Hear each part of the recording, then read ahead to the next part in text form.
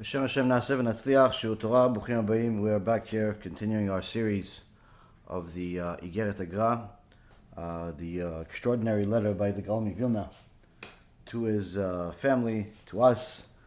We've been learning this for the last year or so, line by line, and teachings after teachings, learning endlessly about how much a person could really change if they really wanted to apply themselves.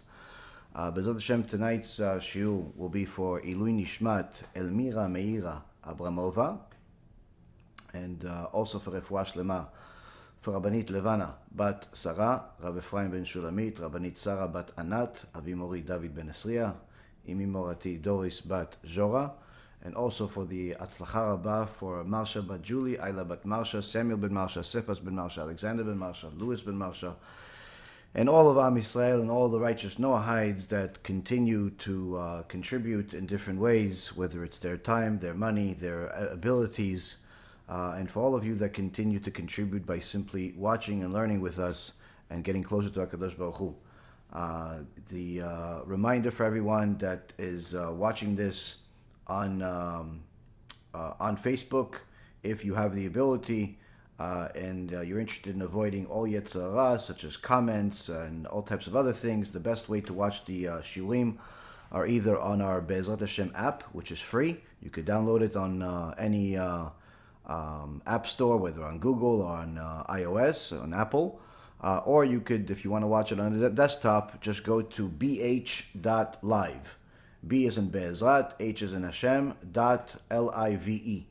Over there, you'll be able to watch the shiurim live. Now, some of you have asked me in regards to the questions that we have on the Stump the Rabbi, which is Be'ezrat Hashem is scheduled for tomorrow night.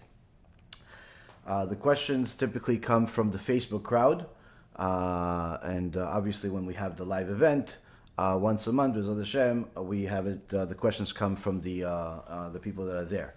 I don't recommend anyone to sign up to Facebook just for the sake of sending questions.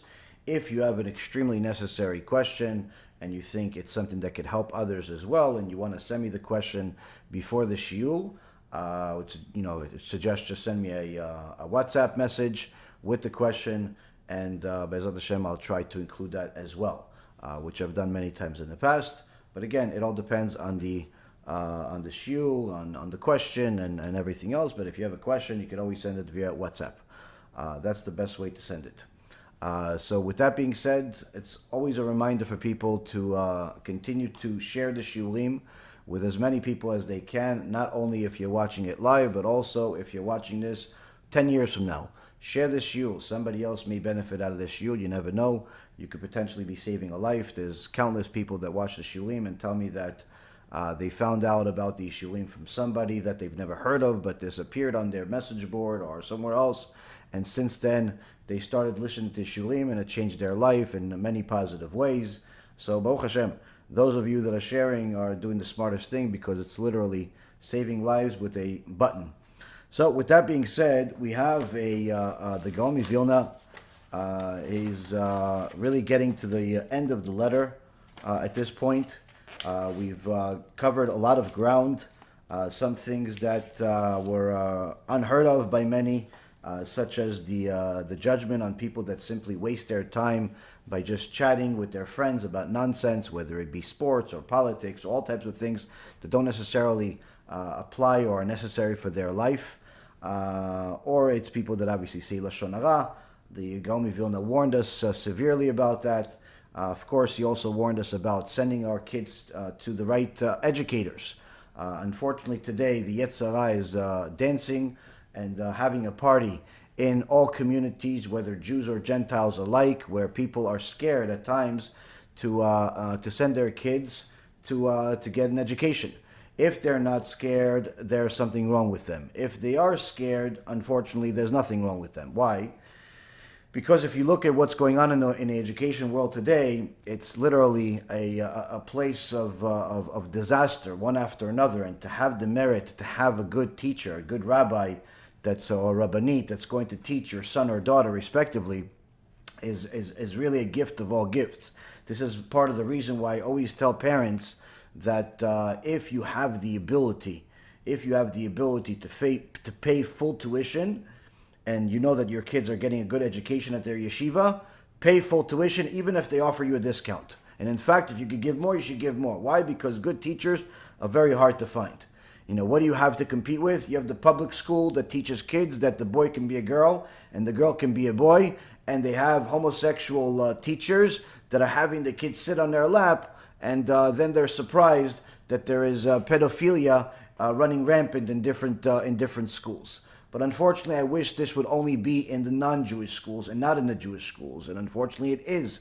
You do find these cases of pedophilia in Jewish schools as well. Just last week, Shem Yishmor V'Yatzil, there was a so-called melamed, a special melamed at different schools, a whole group of schools in Eretz Yisrael, hire this specific melamed, this Rasha Merusha, Yimach Shemo V'Zichro, to go and teach little kids Hebrew, to teach them the language as kids. They're 5 years old, 6 years old. They're learning how to read, and they have this. Not every school can hire a full-time teacher, so they have this melamed to work with the kids. And this happened to be one of the schools. Happened to be next to Rabbi Ephraim's old house.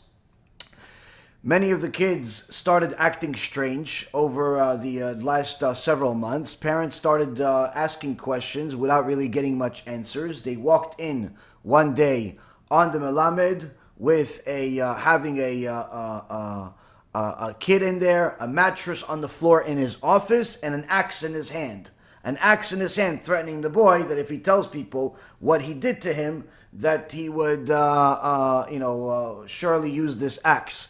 And these poor parents literally almost had a heart attack. You would think, you go to the police, they're going to help you. They went to the police said, listen, I don't have an open case here, so I'll just I'll note it. Yeah, but the guy doesn't even deny that he's a pedophile.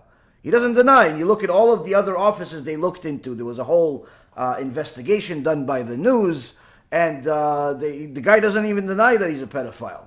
Still, the police does not care so much. Why? Because the Satan is running. The Satan is running the show, and in many of these places, because of our many sins, Hashem Yishmor, because of our many sins. So again, it's you don't have much certainty. You don't have much certainty anywhere other than literally tears to a Kadosh Baruch Hu, to make sure that the teachers that are teaching your kids are good teachers. They're going to teach them the truth. They're going to teach them the right things. And B'ezrat Hashem, your kids will arrive home, in better shape than they left. Today, it's unfortunately a disaster out there. But nonetheless, we all have to continue crying to HaKadosh Baruch Hu to open up the different gates, that HaKadosh Baruch Hu will have mercy on all of our children, mercy on all of Am Yisrael's children, mercy on the world's children, that will have at least the ability to learn normal things and not to learn things that are the opposite of what their purpose is in this world. So of course, the Gaon Vilna spoke about this already a couple of 100 years ago, how you have to make sure to send your kids to have the right education, and he specifies that for the education of the kids, spend extra money to make sure that they have the best rabbi. Privately teach the kids if possible. Why? Because if you're not going to spend money on educating your kids, and instead you're going to save that money to buy yourself a house, or you're going to save that money to get yourself a fancy car or a watch, unfortunately, their blood is on your hands. And unfortunately, this is one of the things that you see sometimes, where parents are more careful when they buy a house than they are careful when they choose a yeshiva. Or they're more careful when they're buying a car than they're careful about who's teaching their kids. It's very important for a parent to be involved in the education of the kids, to make sure that you know what the kids are learning. Now, of course, if the parent is not learning, then that kid is literally in a Kadosh Baruch Hu's hand, and you only have a prayer left to hope that kid has enough merits that he doesn't fall in the hands of any of these predators, whether spiritual, physical, or both. So this is one of the things that the Gaon Vilna was already concerned about over 200 years ago. Aside from that, we obviously have learned how it's important for a person to learn Torah, to make time for learning Torah, but not just Torah as far as the halachot, but also Torah when it comes to the midot, to learn musar in order to help ourselves become better quality people. If you see yourself becoming angrier, becoming stingier, becoming more arrogant, becoming more snobby as a result of you learning Torah, then you, my dear friend, are not learning Torah. You're learning the Satan's Torah. You're not learning HaKadosh Baruch Hu's Torah. Why? Because the Torah is supposed to soften your character. If all of a sudden, as a result of you learning Torah, you start looking down at people, you're looking at only the flaws of everybody else and the praises of yourself, you, my dear friend, have a very, very serious problem. The Satan is your teacher, not HaKadosh Baruch Hu. Why? The HaKadosh Baruch Hu's Torah is supposed to soften the character and make the person continuously better. Now, of course, no one's going to become a tzaddik overnight. No one's going to become a tzaddikah overnight. It takes time. But sometimes you see that there are certain people that they only focus on their successes and everybody else's failures. Make sure you're not one of those people. Why? Because if a person tends to look at everybody else's failures, their road to success is non-existent. And what ends up happening is that the sins become greater and greater because they stop paying attention. They simply think that as a result of them going to synagogue, praying, learning, they think that just as a result of that, automatically everything that they do is kadosh. And it's not necessarily the case. Hence the reason why the Gaon Vilna is warning his righteous families, not warning secular people or newly religious people or converts. He is warning his own family, righteous people, tzaddikim, of things that we ourselves are sometimes not careful about. Next, he goes into this letter in regards to the honor of his wife and his mother. This is what he says. We're only going to focus on the first couple of lines, but this is what he says. וגם באתי לבקש מאשתי שתכבד את אמי, כמו שכתוב בתורה, ובפרט לאלמנה, שעוון פלילי מאוד לצערה אפילו בתנועה קלה, וגם לאמי ביקשתי שיהיה שלום בין שניכם, ואישה את רעותה תשמח בדברים טובים, כי זה מצווה גדולה לכל אדם, ושואלים לאדם בשעת הדין, המלכת את חברך בנחת רוח, הרי צריך שימליכהו בנחת, ובזה רוב התורה לשמח אדם. Translation: I also come to ask my wife to honor my mother, as the Torah dictates, especially as she is a widow, to whom it is a grave sin to cause pain, even with the slightest gesture. Also to you, my mother, my request is that peace should reign between the two of you, and that each woman should strive to gladden the other with good words. For this is a great mitzvah incumbent upon everyone, as we find in Atzar Midrashim, when a man is judged, he will be asked, did you make your fellow a king over you? We see that one must make his friend his king graciously. In fact, the majority of the Torah is focused to bring joy to mankind. Ad kan is the paragraph. We're only going to focus on the first couple of lines when it comes to the honor of the in-laws. This is one of the things that the Gemara in Masechet Sotah, page 49b, says is one of the things that will change. One of the things that will change before Mashiach comes in a negative way, where throughout all of history, it was known that the mother-in-law was like a second mother, literally a second mother, across all of mankind. And the father-in-law was like a second father across all of mankind. But this is one of the things that has changed and has deteriorated drastically, including Am Yisrael, where as we get closer and closer to Mashiach, we see that the Gemara says that the mother-in-law and the daughter-in-law are going to be enemies. And unfortunately, I've witnessed several of these stories where you have mother-in-laws or daughter-in-laws come and ask for help because there is a huge brawl between the two of them. Sometimes it even gets physical. And unfortunately, this type of stuff ends up breaking up a lot of marriages. The same obviously goes with father-in-laws that pretend like they are more than a simple human being. I've had stories that I've dealt with, unfortunately, that people had to suffer through, but nonetheless, Baruch Hashem, in many cases, good things came out of them. But the reality is that sometimes these types of stories do not have a solution, because one of the parties is not really looking for a solution, but rather to just simply put their foot down and tell the whole world what to do. So I had one time where a young man told me that he was already dating a girl while he was a Baal Tshuva, and he wants to marry her, and she was a good girl. She was religious, and he was religious, and they became much more religious together, Baruch Hashem. And she was part of the family already for a couple of years. Finally, he decides that he wants to marry her. Now that he's becoming much more religious, they want to get married. And everybody's very happy because everyone in the family already knew her. One day, the girl didn't appreciate one of the comments that one of his brothers made in one of the meals. And she rebuked him in a decent way. Nothing, I've heard the details of it many times. It wasn't anything out of the ordinary. She simply didn't appreciate something that he said. And she said, I don't like what you said. That's it. It wasn't like a yelling, screaming, throw a plate at him or anything. Simply didn't appreciate it. The father who witnessed this lost his mind. Lost his mind to the point where at that point he judged. He is the judge and the jury that's it. My son is forbidden from marrying you. Forbidden. If he marries you, he's excommunicated from the family. And literally, this whole thing delayed the marriage by almost a year. Constant crying and debating, and I'm sorry for things I didn't even do, and I'm sorry for things you think I did, and all types of nothing would work. This guy was something unbelievable. And I asked the guy, does your father keep Shabbat? He goes, no, Rabbi, my father's a rabbi. I said, excuse me? He said, yeah, my father's Talmid Chacham, he's a rabbi. I said, your father's a rabbi, and he's acting this way to this young girl? What's going on here?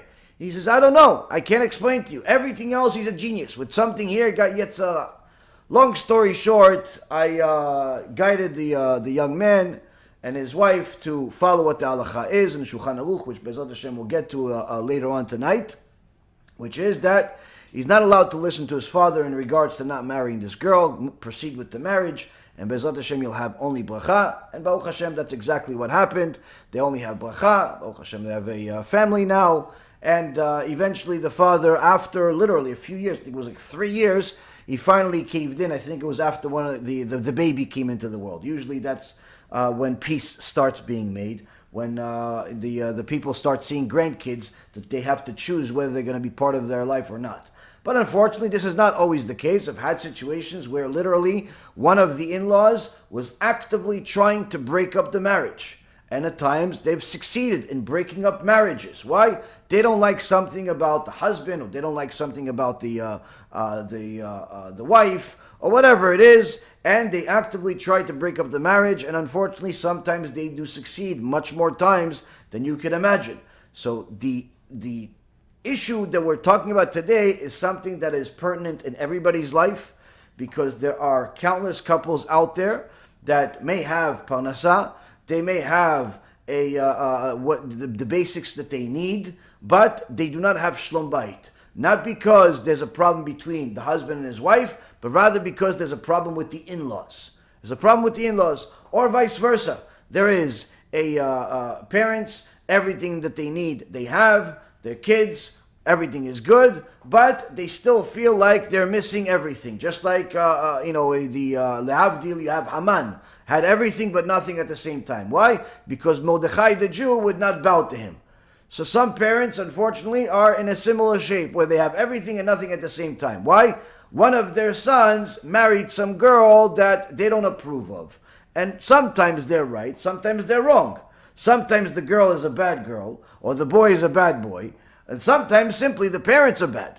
So it's important to know where we stand, because you never want to be that son that causes anguish to his mother or mother-in-law, or father or father-in-law. At the same token, you never want to be that parent that causes anguish to his son or to his daughter or to his son-in-law or daughter-in-law. You don't want to be that parent that literally causes divorce that's unrepairable. Many times you have people advising people, oh yeah, you know what? Who needs get a divorce? Who needs get a divorce? And it's easy to say words, get a divorce, but as soon as they listen to you and they get a divorce, they're left alone because you're out of advice and you have nothing to help them with. So if they need any help with anything, all of a sudden your phone is busy. It goes to voicemail. So it's important to know that if you're going to ask for guidance, ask for guidance from people that have your best interest in mind and are not giving you biased advice. They're not giving you their self-interest. They're not trying to live through you vicariously, where sometimes you have older people give advice to younger people simply with what they want to do. They're miserable in their marriage, so they figure if you became single or you stayed single, that would be better because then you can have a good time like they want to have. So you have to be very careful with who you ask advice from. And of course, the Torah has endless advice about every single circumstance out there. If you're not a Talmid Chacham yourself that already has a rabbi that can help him and double check what you see, of course, you have to have a Talmid Chacham. You have to have a rabbi that's going to guide you in different things during your life. And not only come to your rabbi when it comes to things that you think it comes to. Many times people come to the rabbis when they're about to get a divorce, but they don't come to the rabbi when they're about to get married.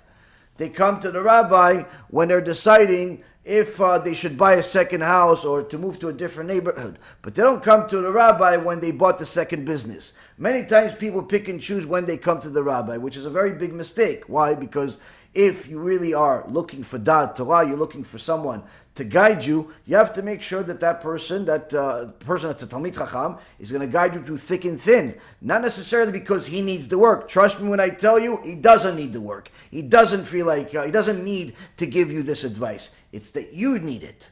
You need that guidance, you need that advice. Not necessarily the Chacham needing it. And of course, a person that has a little bit of wisdom in his head or her head will always look for what Da'at Torah is, much more than they're going to look at what the Da'at of her sister-in-law is, or the Da'at of her girlfriend, or his boy from work, or his colleague, or whoever.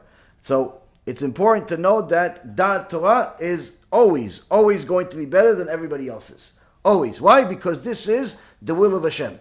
This is what HaKadosh Baruch Hu wants you to do. And sometimes a person is not going to know. Is not going to know that they're steering wrong. They're not going to know that they're steering wrong because it seems like it's coming from a good place. Seems like it's coming from a good place. But of course, if a person is not glued to the Torah, they can easily walk in the road of Shem Yishmo. So now, we have a situation here where the Gaon of Vilna is pleading with his wife to honor his mother. And he doesn't ask her this as a simple favor. Rather, he is pleading with her because this is a mitzvah from the Torah. Not just a rabbinical edict, not just a suggestion for having peace, but rather a mitzvah from the Torah. Mitzvah from the Torah. Where in the Torah do we see this? So there are many places. The Yalkut Shimoni in Parashat Yitro says on the pasuk where Moshe Rabbeinu sees Yitro came, left Midian, left everything behind, and came with Moshe Rabbeinu's wife Tzipora and his two kids to Mount Sinai to see his son-in-law. He abandoned the idolatry. He came to see his son-in-law. Moshe Rabbeinu is the king. Moshe Rabbeinu has gone through all of these different miracles that destroyed the biggest civilization in the world, Egypt. Now he's at Mount Sinai talking to HaKadosh Baruch Hu like a person talks to his friend.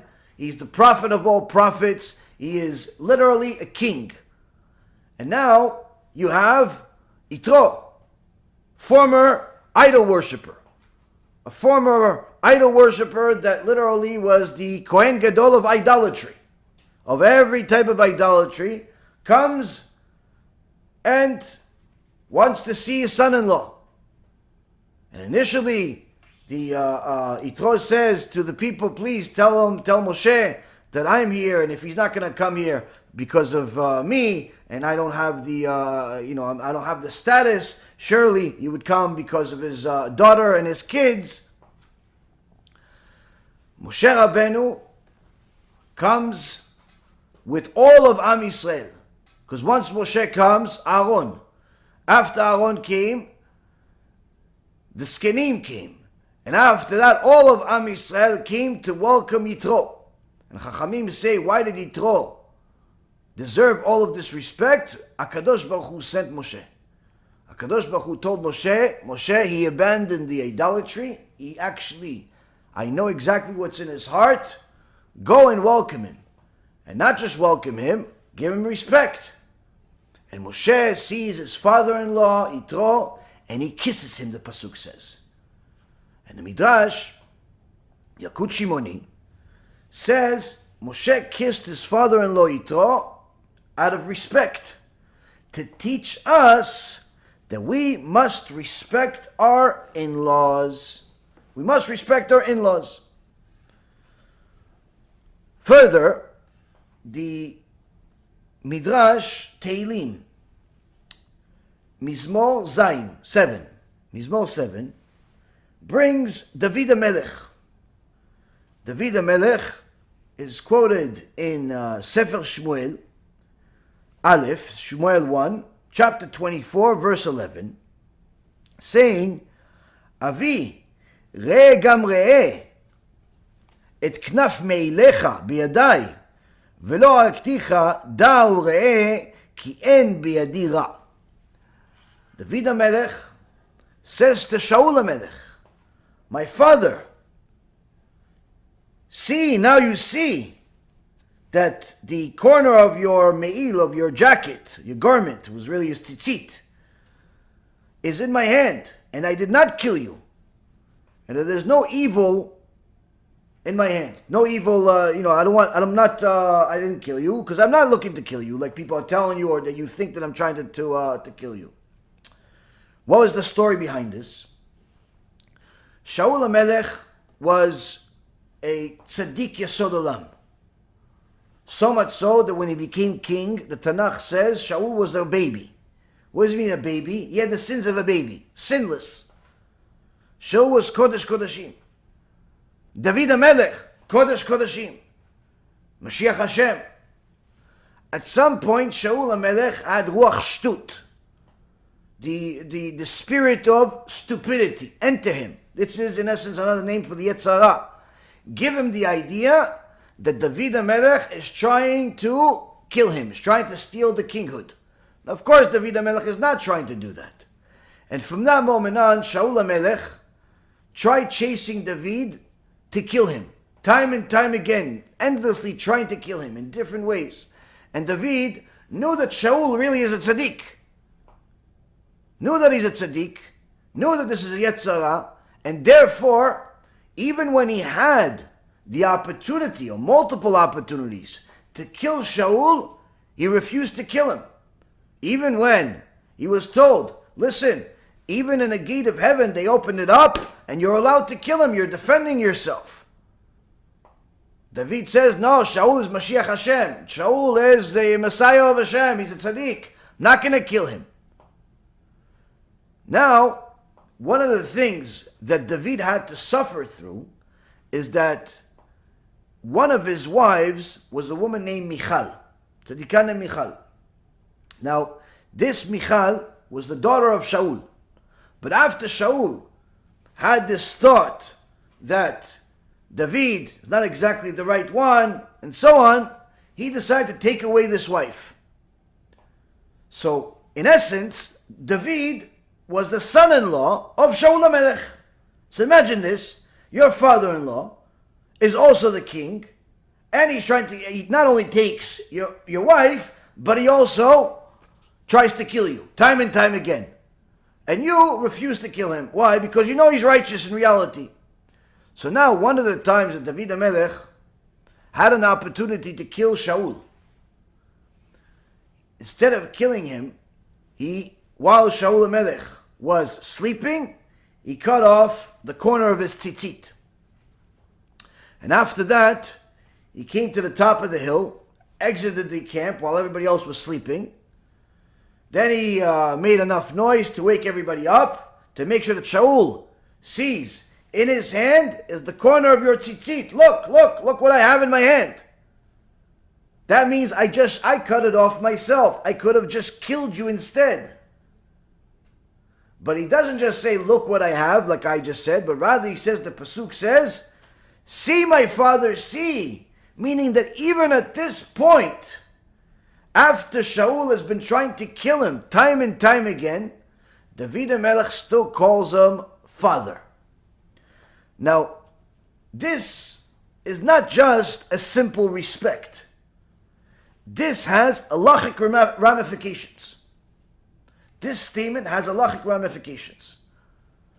The Shulchan Aruch and the Rambam paskin that in a Yoreh De'ah,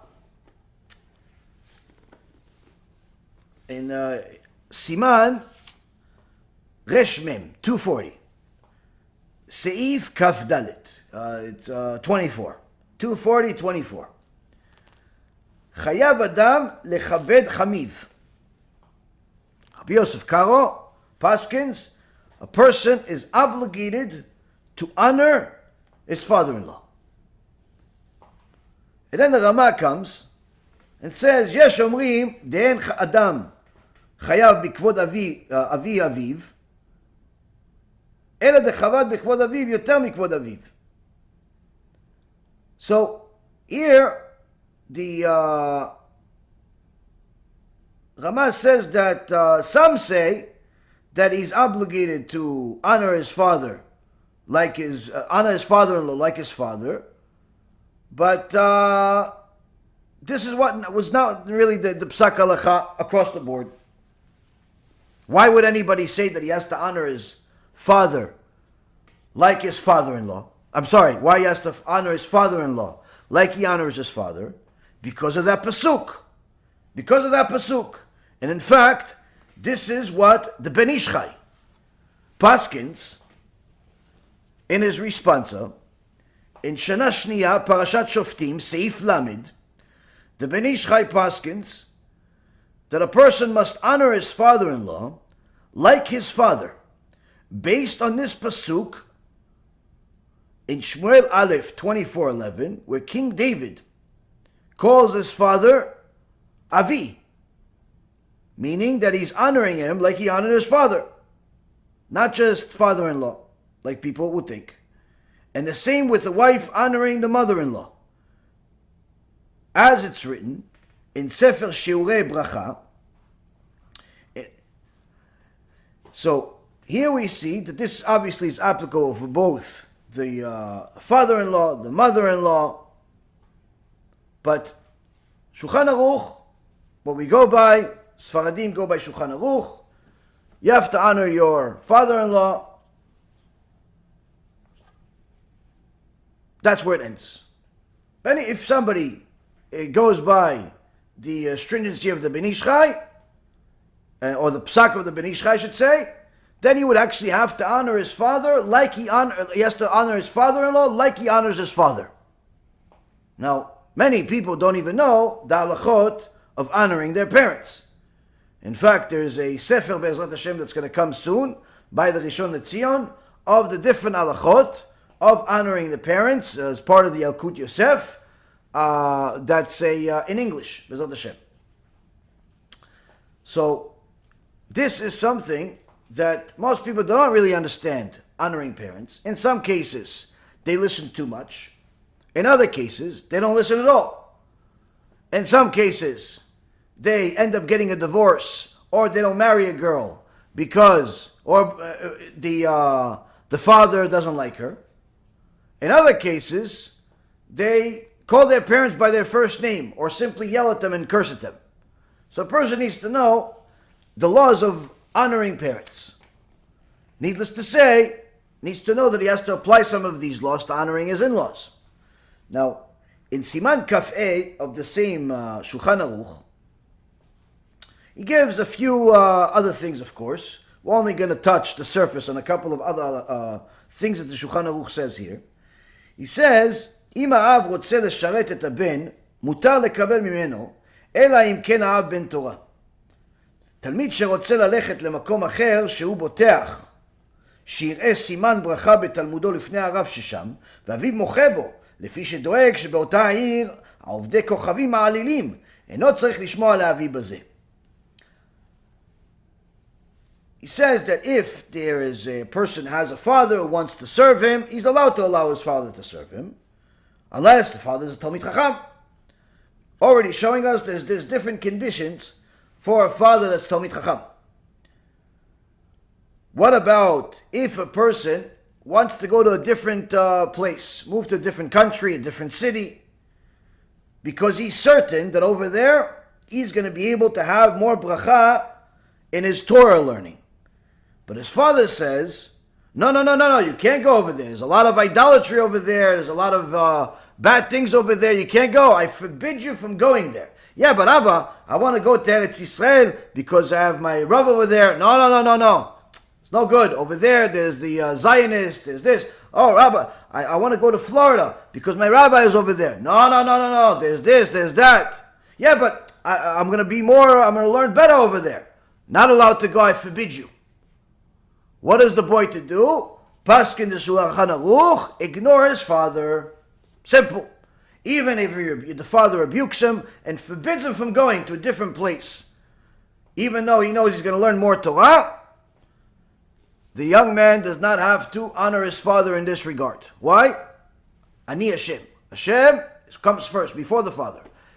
So from here we learn, so long as the father and the mother are compliant with the Torah, and they're not telling you to go against the Torah, you have to honor them. They tell you to go get them a coffee, they tell you that you have to go clean something, you have to, whatever it is they tell you, you have to go do it. Even if they individually are not exactly the most righteous. In fact, I once heard from Rabbi Ephraim the craziest thing in the world. This is, I don't know, maybe 10 years ago. 10 years ago, I had a question from somebody about Kibud Avayim. I said, listen, his mom is not nice, and does he have to honor her at all? Ephraim tells me, even if his mom was a zonah, she was a prostitute in the street, he still has to honor her so long as she's not going against the Torah when it comes to the issue she's asking him for. Meaning, if she's asking him to go to the store for her, she's asking him to help her with something, he has to do it. So long as she's not asking the boy or the girl to go against the Torah, he has to honor her. Even if she on her own time is a prostitute in the streets. Doesn't make a difference. He has to listen to her. She's still his mother. This was to me at the time, and still to this day, shocking. Shocking. Why? Because you figure, if my parents are not Rav Ovadia or the Rav Eliashiv, then I don't have to honor them. If they're not tzaddikim, I don't have to honor them. If they're not at least religious, I don't have to honor them. This is not correct. This is not correct. In fact, even if you're not Jewish, you have to honor your parents.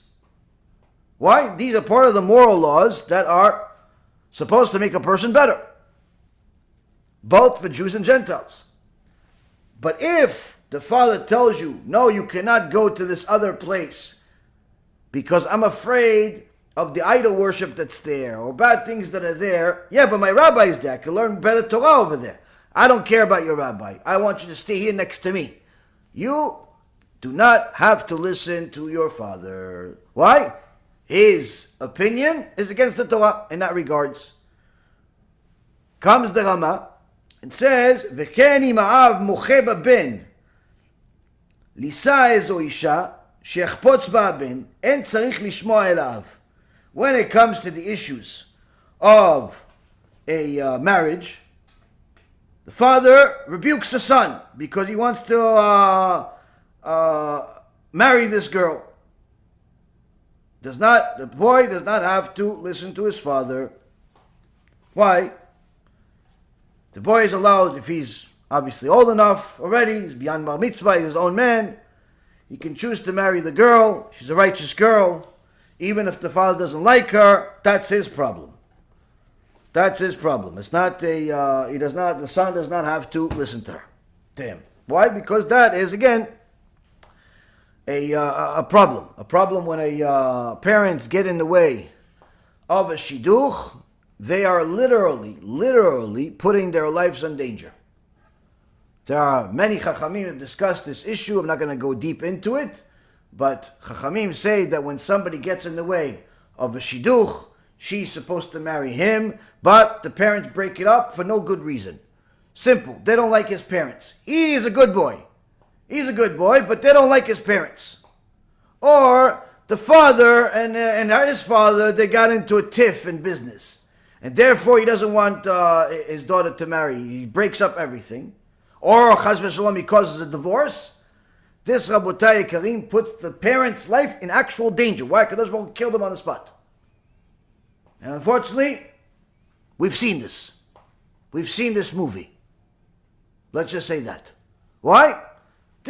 There are unfortunately people that have ego bigger than the world.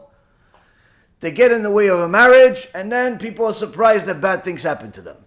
HaKadosh Baruch Hu does not allow such things. So it's very, very important before you shell out advice to people, as a friend, as a parent, or anything like that, make sure that you double check what the Torah thinks, not necessarily what you think. Because if you give somebody advice to get a divorce, or to not marry somebody, and in essence you're breaking up a family, you're breaking up a marriage, unless what you're saying is according to the Torah, you literally just committed spiritual suicide, and could potentially be physical suicide. So it's a very, very dangerous thing to get involved in such things. But nonetheless, there are still many people, if not I could even dare to say most people, have a very difficult time with their in-laws. A very difficult time with their in-laws. Part of the reason is because at times, if it's not because of the Torah, that's the primary reason why people have problem with their in-laws, is because one of the parties, if not all of the parties, are not following the Torah. They're simply following their emotions, they're following their ego, they're following what they think, and they don't actually know what Dat Torah is.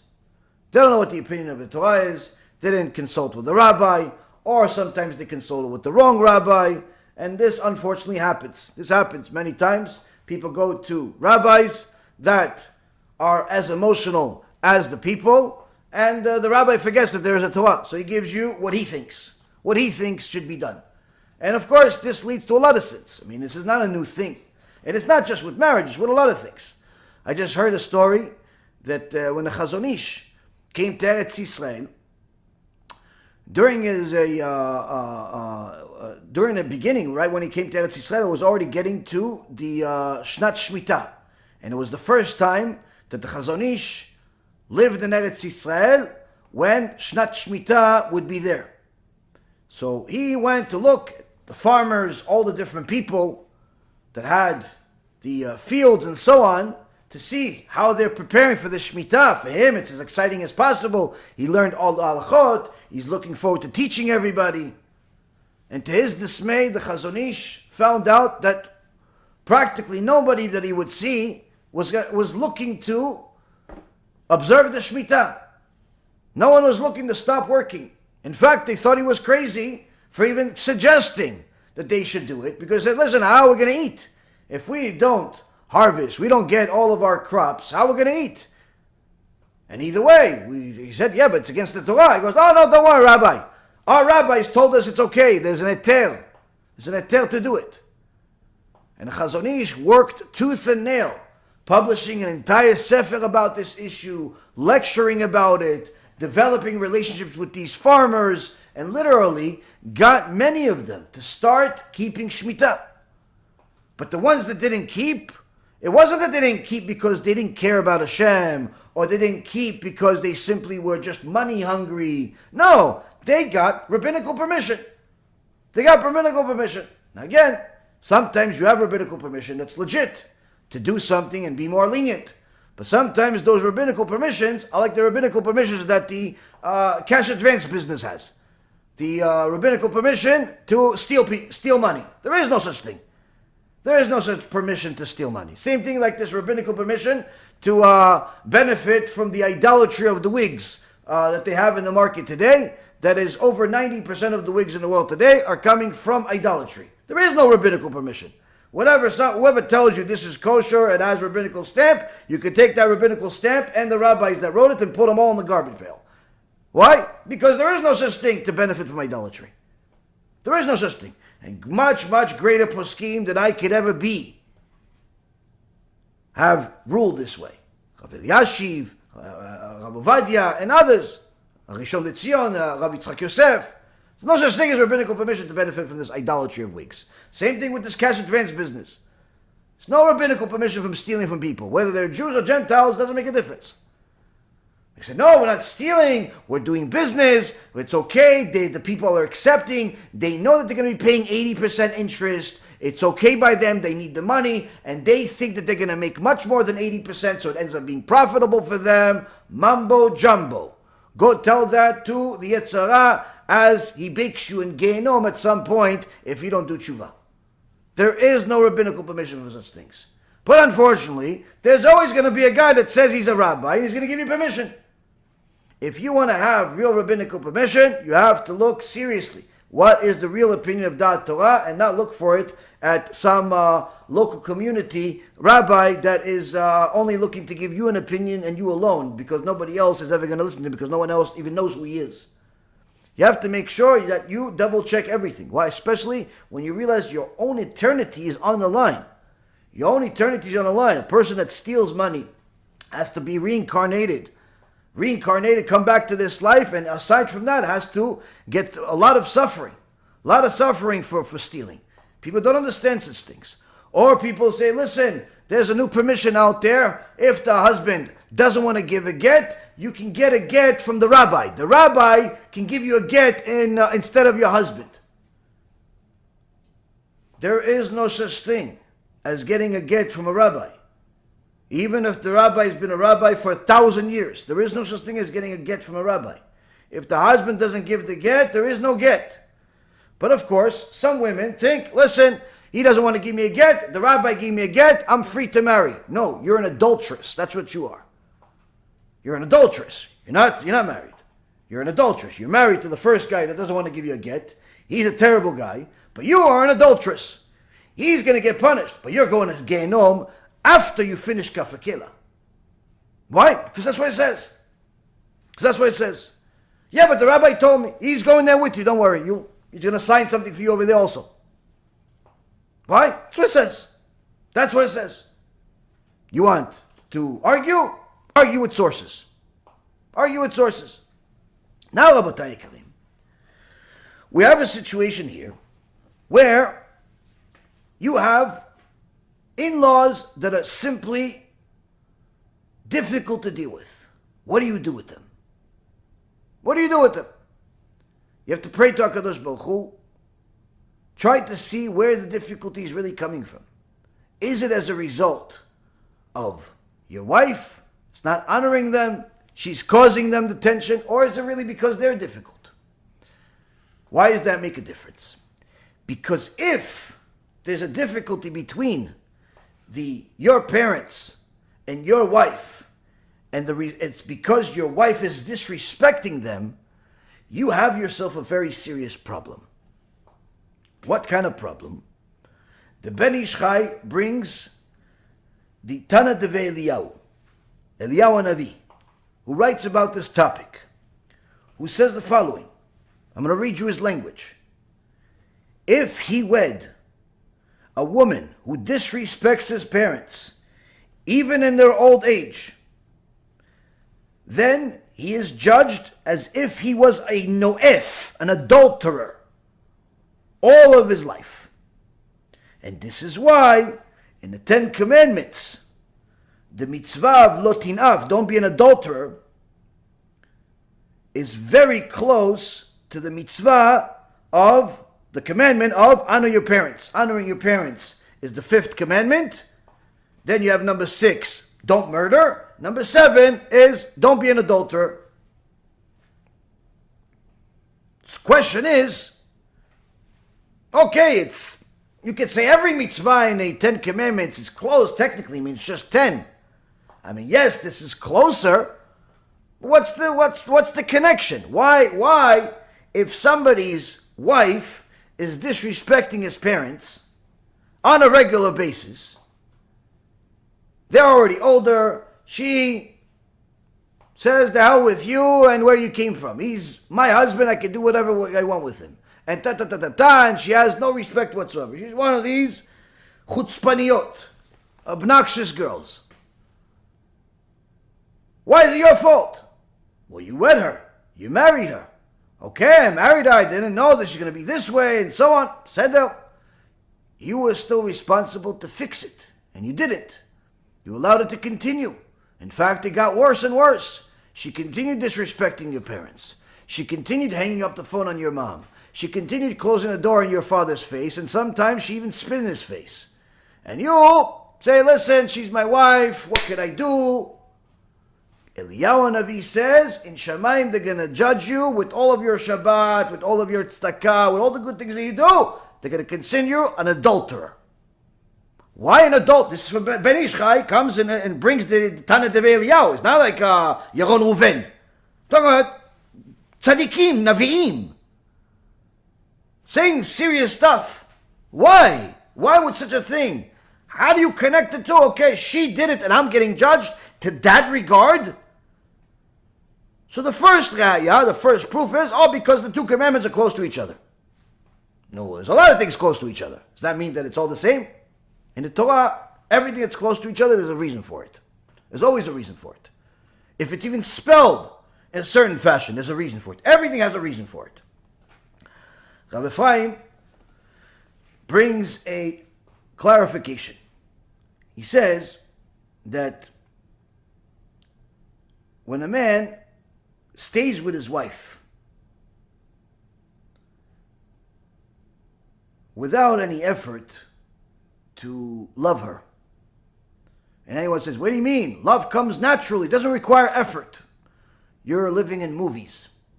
Movies, love does not require effort. In reality, love requires daily effort. Why?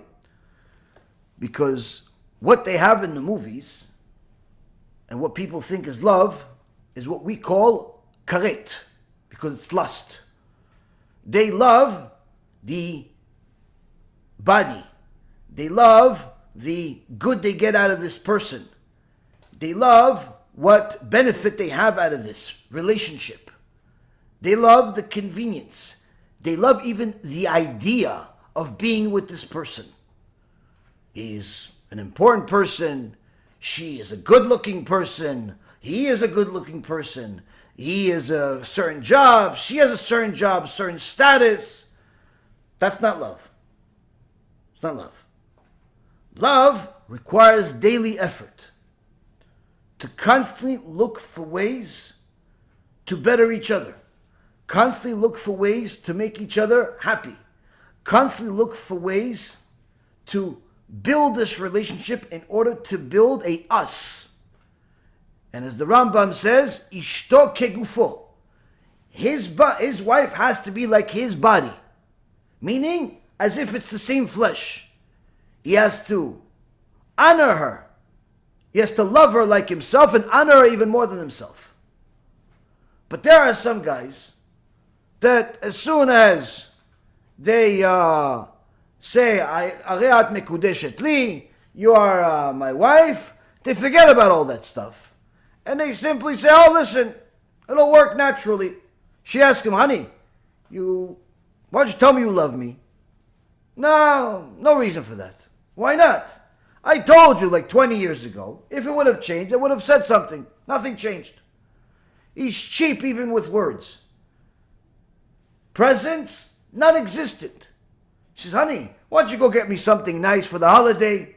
Chachamim, I heard in the Shiur Torah, you're supposed to buy your wife something nice, maybe for Rosh Chodesh, for the Chag. Alacha. Pseder, I'll get to it. Yeah, but you said you're going to get to it the last 6 holidays.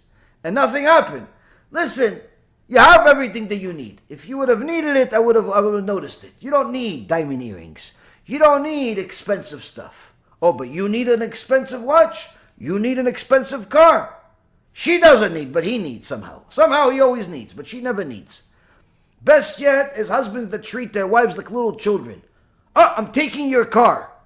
What do you mean you're taking my car? You didn't talk to me a certain way. You didn't do this. That's it. You don't have a car now. Walk wherever you want to walk. He takes everything. He takes her stuff. Why? He treats her like she's a slave. If she doesn't obey his commands, that's it. She doesn't have a car. She doesn't have a phone. She doesn't have privileges. He makes her sleep in a different room. All types of Arab mentality type of behavior. Which, of course, is not something that you do in a marriage where you're developing a love. And a marriage that you develop to be eternal. And that's one of the things why when there is really a relationship where you see the two people are a match, they have something, there is some chemistry there is some good in there, but they have problems, they disagree on things, and so on. You have to do whatever you can to keep them married. Give them guidance, be patient, tell her this, tell her that. You have to do whatever you can to keep them married. But not keep them married for the sake of the kids, or keep them married for the sake of not being divorced. Keep them married meaning get them to happiness. Get them to happiness. Get them to learn how to be happy with each other by fixing themselves and thereby fixing the relationship. But if a person thinks that it's going to work naturally, just like his digestive system works naturally, he thinks his marriage is going to work naturally, then he has a problem. Why he has a problem? Says Rav Ephraim that if a person stays with his wife without any effort to love her, and therefore he will not have any of the holy kavanot that the sages decreed when he is intimate with her, he's not going to think any appropriate thoughts. It's going to be purely lust. And that is a problem. Why? Because this is similar to what Yecheskel said. Yecheskel said in the name of HaKadosh Baruch Hu, in chapter 20, verse number 38,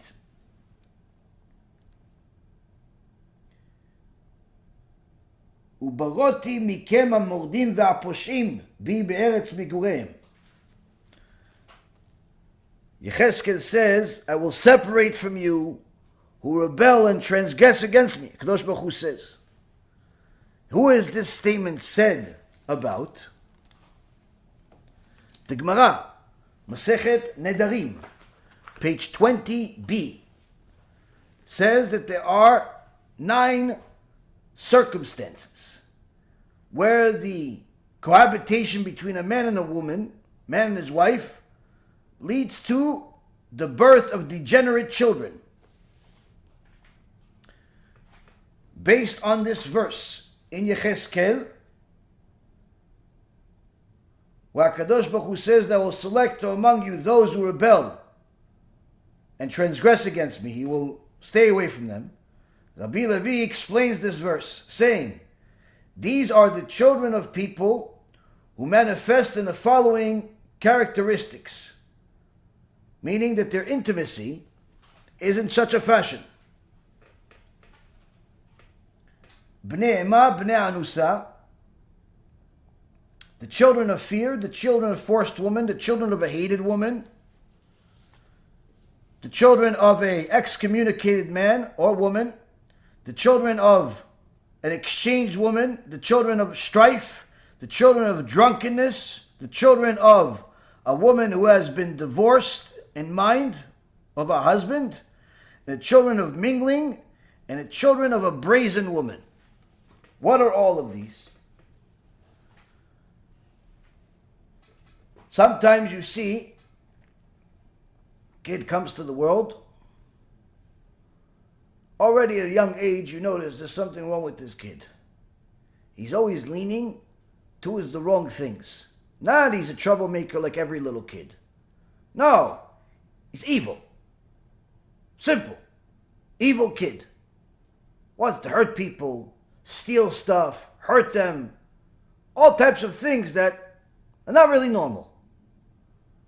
And you see that they grow up and they become little Hitlers. And if you would give them an army, they would become Hitler.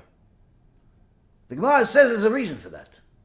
There's a reason why the Zionists that were not ashamed of their stealing, not ashamed of their heretical behavior, and not even ashamed of killing each other.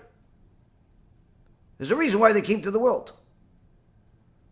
When they were the Zionists, when they were trying to broker a deal between themselves and the Nazis in order to make a lot of money but pretend as if they're helping Am Yisrael, one guy named Arsolov was one of the guys trying to broker this deal and was lending it. One of the other Zionists didn't appreciate that he got the deal, and as you would have it, Arsolov got murdered right next to his wife. The two people were caught, but released somehow because of clerical problems in the court. Now, of course, there's conspiracies to this day of who killed him, whether it was his colleagues, whether it was the rival Zionist, whether it was this, whether it was the Arabs. The reality is that during that time, that same day that he got murdered, there was an article in the paper. There was an article in the paper calling for his head to kill him by the rival Zionist. He was a Zionist and the other was Zionist, but they called him a traitor because he got this so-called deal. The point is that these types of people, they didn't just come to the world and become Erev Rav. They didn't just come to the world and become evil. You don't just become a guy that goes against all of the Gedolei Hador because you decided that nobody else knows animals like you do. And therefore, you're going to change the Torah because of it. And you're not going to be called a heretic. You're going to be the one that's right, and you're going to start your own little religion. These types of heretics are not just people that just become like that overnight. This is something that already many times has a problem already from before they came to the world, having to do with the intimacy between their parents. Intimacy having one of these 9 conditions. The first condition, the Gemara says, in the name of Rabbi Levi, are the children of fear. What are the children of fear? That the husband is so scary that the wife is scared not to be with him, because she knows that if she tells him she has a headache, because she really does, she tells him she doesn't feel good because she's recovering from, perhaps she just delivered a baby, or she simply doesn't feel well. If she says anything other than yes, it's going to be Gehenom on earth for her. So from the fear, she submits, not because of love, not because she wants to be with him, simply she's scared to death. And she submits. That kind of intimacy, it's better off it never existed, because if a child comes from that, that's going to be a deformed child, spiritually deformed child. Children of a forced woman. What's a forced woman? This is unfortunately taking it a step further. She said, I don't want to be with him. He says, it's fine that you don't want to be with me. You're going to be with me anyway. Why? You're my wife. You're going to be with me whenever I want you to be. And he rapes his own wife. This, Rabotai, leads to deformed kids. Children of a hated woman. What's a hated woman? He looks at other girls. He likes his secretary. He likes his coworker. He likes some girl he saw on the street. He thinks about her. Doesn't really want to be with his wife. But he figures to stay with her. What if I get rid of her? I'm going to have to give her half the money.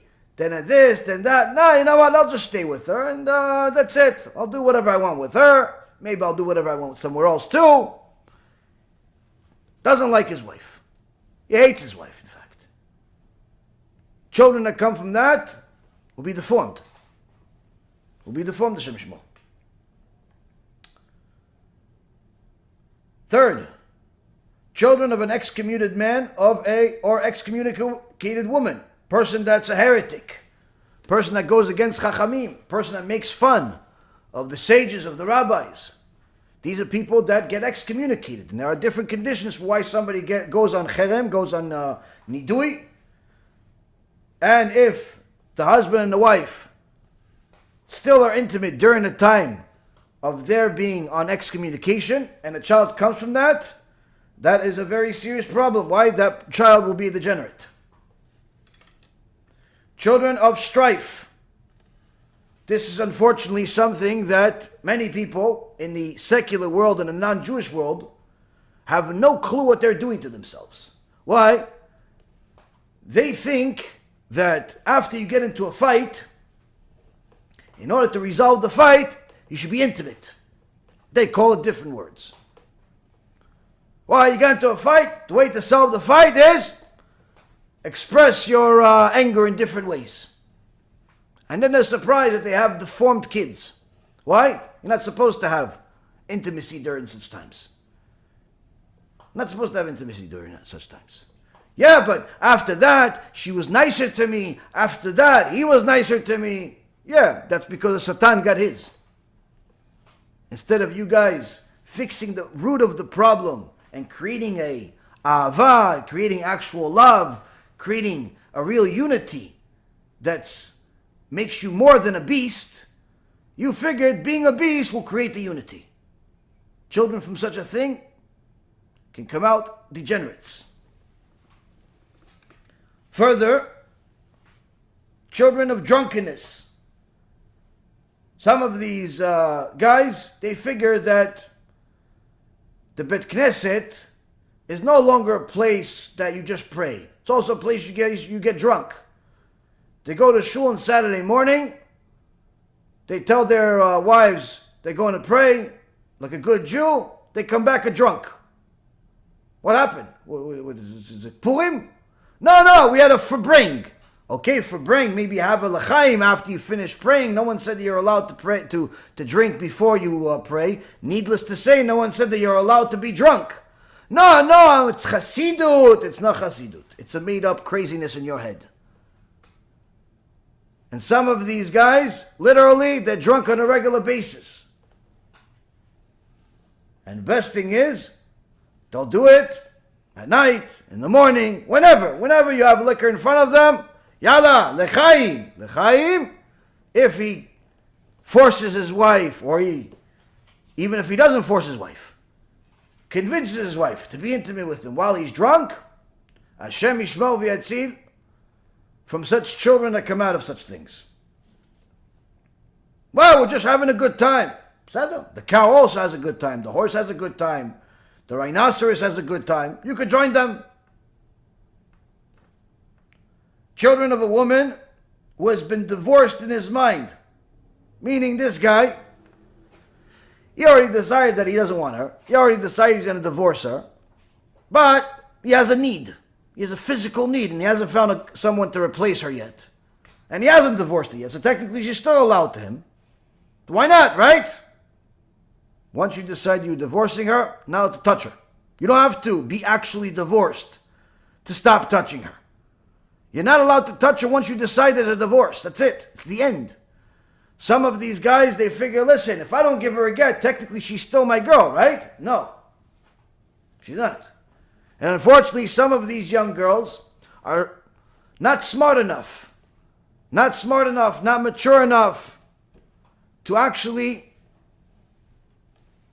separate themselves from whoever is now their ex. Because they figure, even though I moved out of the house and he's living there and I'm living somewhere else, we're on good terms. He calls me, says hello. Yeah, okay, hello, but why didn't he give you the get? No, we're going to get to that. Sometimes it's hard for him, it's hard for this, it's hard for that. No. Once there's a divorce, that's it. He wants to talk to a lawyer. Why? It has to be that way. You continue this relationship as if nothing happened, you're leading yourself to trouble.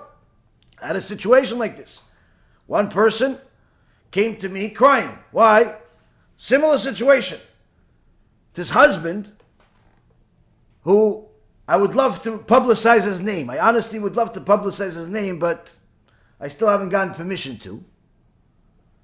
This Rasha Merusha, criminal among criminals, pretends to be a rabbi, pretends to know something or two. He's an evil, vicious person, and I know this for a fact. Eventually, his wife has had enough of all the horrible things he was doing. That's it. It's the end. Okay. Pretends like he can fix it 1,000,000 times. It doesn't work. Now he delays the get. But she figured, listen, he's living in a different house. I'm living in a different house. What's the problem of saying hello? At least we'll be more cordial. Well, one cordial led to another. He decided to show up at our new house. And he decided to say, listen, you still don't have a get. Why don't you be with me? No, I don't want to be with you. I want to move on with my life already. I'm waiting for the get already for 4 months, 5 months. Get out of here. What? Get out of here. Trah! Gives her a beating of a lifetime. We had to call the police to go to the house. Miskena, the girl's crying nonstop. Why? She stayed friends with the guy. Used to be a husband. Lachically still is. Shem Yishmo. So now, children that come from such a relationship where he already, even if they're living in the same house, but in his mind, he's letting her go. A child that comes out of such a intimate relationship is going to be a degenerate, Hashem Yishmo. Children of mingling. Children of mingling, Hashem Yishmo. This is a guy that is still practicing the multiple wives, and this is not common today, with the exception of a few places in the world. It's not very common, but nonetheless, when we had polygamy as part of the Torah, it's allowed, as long as obviously they're not sisters and so on. The whole relationship was Kodesh Kodeshim. It's not for lustrous reasons and so on. People ask me, oh, Rabbi, can I marry a few girls? No. Oh, why not? It says in the Torah. Yes, it says in the Torah to do it for people that were tzaddikim. You are looking to do it for all types of lustrous reasons. You think you're going to have some type of animal party with everybody put together. No. Each relationship was a separate relationship and so on. So much so that if he was intimate with one of his wives, when he actually thought it was a different wife, degenerate kids will come out from that. Shem Yishmo. Last but not least, children of a chutzpanit, of a brazen woman. Brazen woman, she has a lot of audacity. She's like these girls that think that they own the world. She is one of these women that is unfortunately a brazen in all aspects, including in the aspects of how she even requests intimacy. She demands it. Or better yet, she demands a lot of other things and puts things on the line as a result. Point being is, these types of intimacies lead to disastrous kids. And now, Rabbi Ephraim says, based on this Gemara that we learned, that is all based on a pasuk from the Tanakh from Sefer Yechezkel, we learn something critical. What do we learn? That all of these intimate relations, all of these cohabitations, had no love whatsoever in them, but rather were acted as a result of pure lust, without any love whatsoever, without any holiness whatsoever, and thereby lead to a disaster. If a person has a wife that's a brazen woman, that is disrespecting his parents, surely he's going to hate her. And thereby she will earn herself 2 out of the 9 conditions of bringing damage to the world. From there we understand why Eliyahu Navi said, if he married a woman that goes against his parents, disrespects his parents, I should say, even at their old age, she cares less about anything, he's going to be judged as if he's an adulterer. We see here that these types of relationships, where a man is with a hated woman, bring what a relationship with an adulterer brings. And because they're judged the same. Because they're judged the same, Hashem Yishmo. If a man has a child with a zonah, in essence, this is the type of child he will get. Same goes if he has a child with a woman that he hates. If his wife is cursing out his parents, how could he not hate her? So from here we see, Rabotai, that the issues of problems with in-laws are not simple issues. They're not things that, they don't get along, but everything else works out. No, it's not so simple. It's not so simple. Shlom Bayit means Shlom Bayit, like everything. And a person has to do whatever he can to develop that. It all starts with his own relationship with his wife, to do whatever he can to see if there's an issue. What's the root of the issue? What's the root of the issue? Now,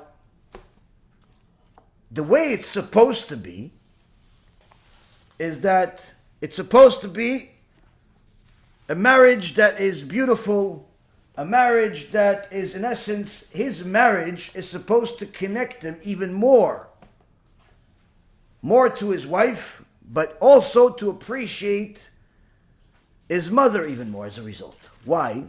Not necessarily to go to her house every day and call her every 15 minutes. Because one of the mistakes people make is that they ask their wives, who do you love more? Me or your father? Or she asks him, who do you love more? Me or your mother? These are Satan. Tools of the Satan. But if a person truly understands what a marriage is supposed to be, and his wife does also, their appreciation of each other, their love of each other should also value where they came from. If they came from a good place, if they had a good upbringing and their parents helped them and so on, they should appreciate them. If they didn't, obviously, then at least they're changing the situation. Their kids will have that. Why? The Gaon Rabbi Shimshon Raphael Hirsch, Alav Shalom, writes in his commentary on Sefer Bereshit, Parashat Chaye Sarah, in Perek Chaf Dalet 24, Pasuk Samech Zayin. And he says the following. And now I'm going to show you something truly beautiful. 4 words that are the most beautiful in the world. So beautiful that they're the most, in essence he's saying, they're the most beautiful 4 words that Hashem brought to the world since the time of Chava, since the time he brought Chava to Adam, because she was very beautiful, until the end of days, until Mashiach comes. These are the 4 most beautiful words that exist. Which words? The words from Parashat Chaye Sarah, chapter 24, verse Samech Zayin, 67, where it says, Vayinachem Yitzchak achrei imo. And Yitzchak consoled after his mother. The mother of Yitzchak Avinu, Sarah, died. And the Pasuk says that Yitzchak consoled after his wife. When did he console after his wife? after he married Rivka. There's the pasuk before that says that he married Rivka. She became his wife, and he loved her. And thus Yitzchak consoled after his mother. Herl says these are the four most beautiful words in creation. Why so? Why is that so beautiful? What's so special about them? He says here we have Gever ben Arbaim, a 40-year-old man that does not find any consolement after the death of his mom, and finally is consoled from his wife. This is the significance of a woman for Am Yisrael. That unlike the Westerners, the secular people he's talking about, that focus on harmony and all types of words. Oh, I love you, Pookies, and baby, and you're my eyes, and you're my leg, and you're my everything. I give you everything, I give you my heart. You know, that type of speech. He says, this is all kepitrut aluv. This is all nonsense. This is complete wasted nonsense, this type of language. Rather, here we see that after Sarai Imenu left the world, there was a missing spiritual status in the world that was in his house. Something significant was missing that Yitzchak simply could not live with. But then Yitzchak found this in his wife. And that's why the Midrash says that Rav Hirsch brings in the Midrash Rabbah in Sefer Bereshit, he says that Rivka actually looked like Sarah to him. What does it mean she looked like Sarah? That the spiritual status, the love that they had at that point, consoled him in such a fashion that he saw his mother in her. Now this is very, very deep. Why is it very deep?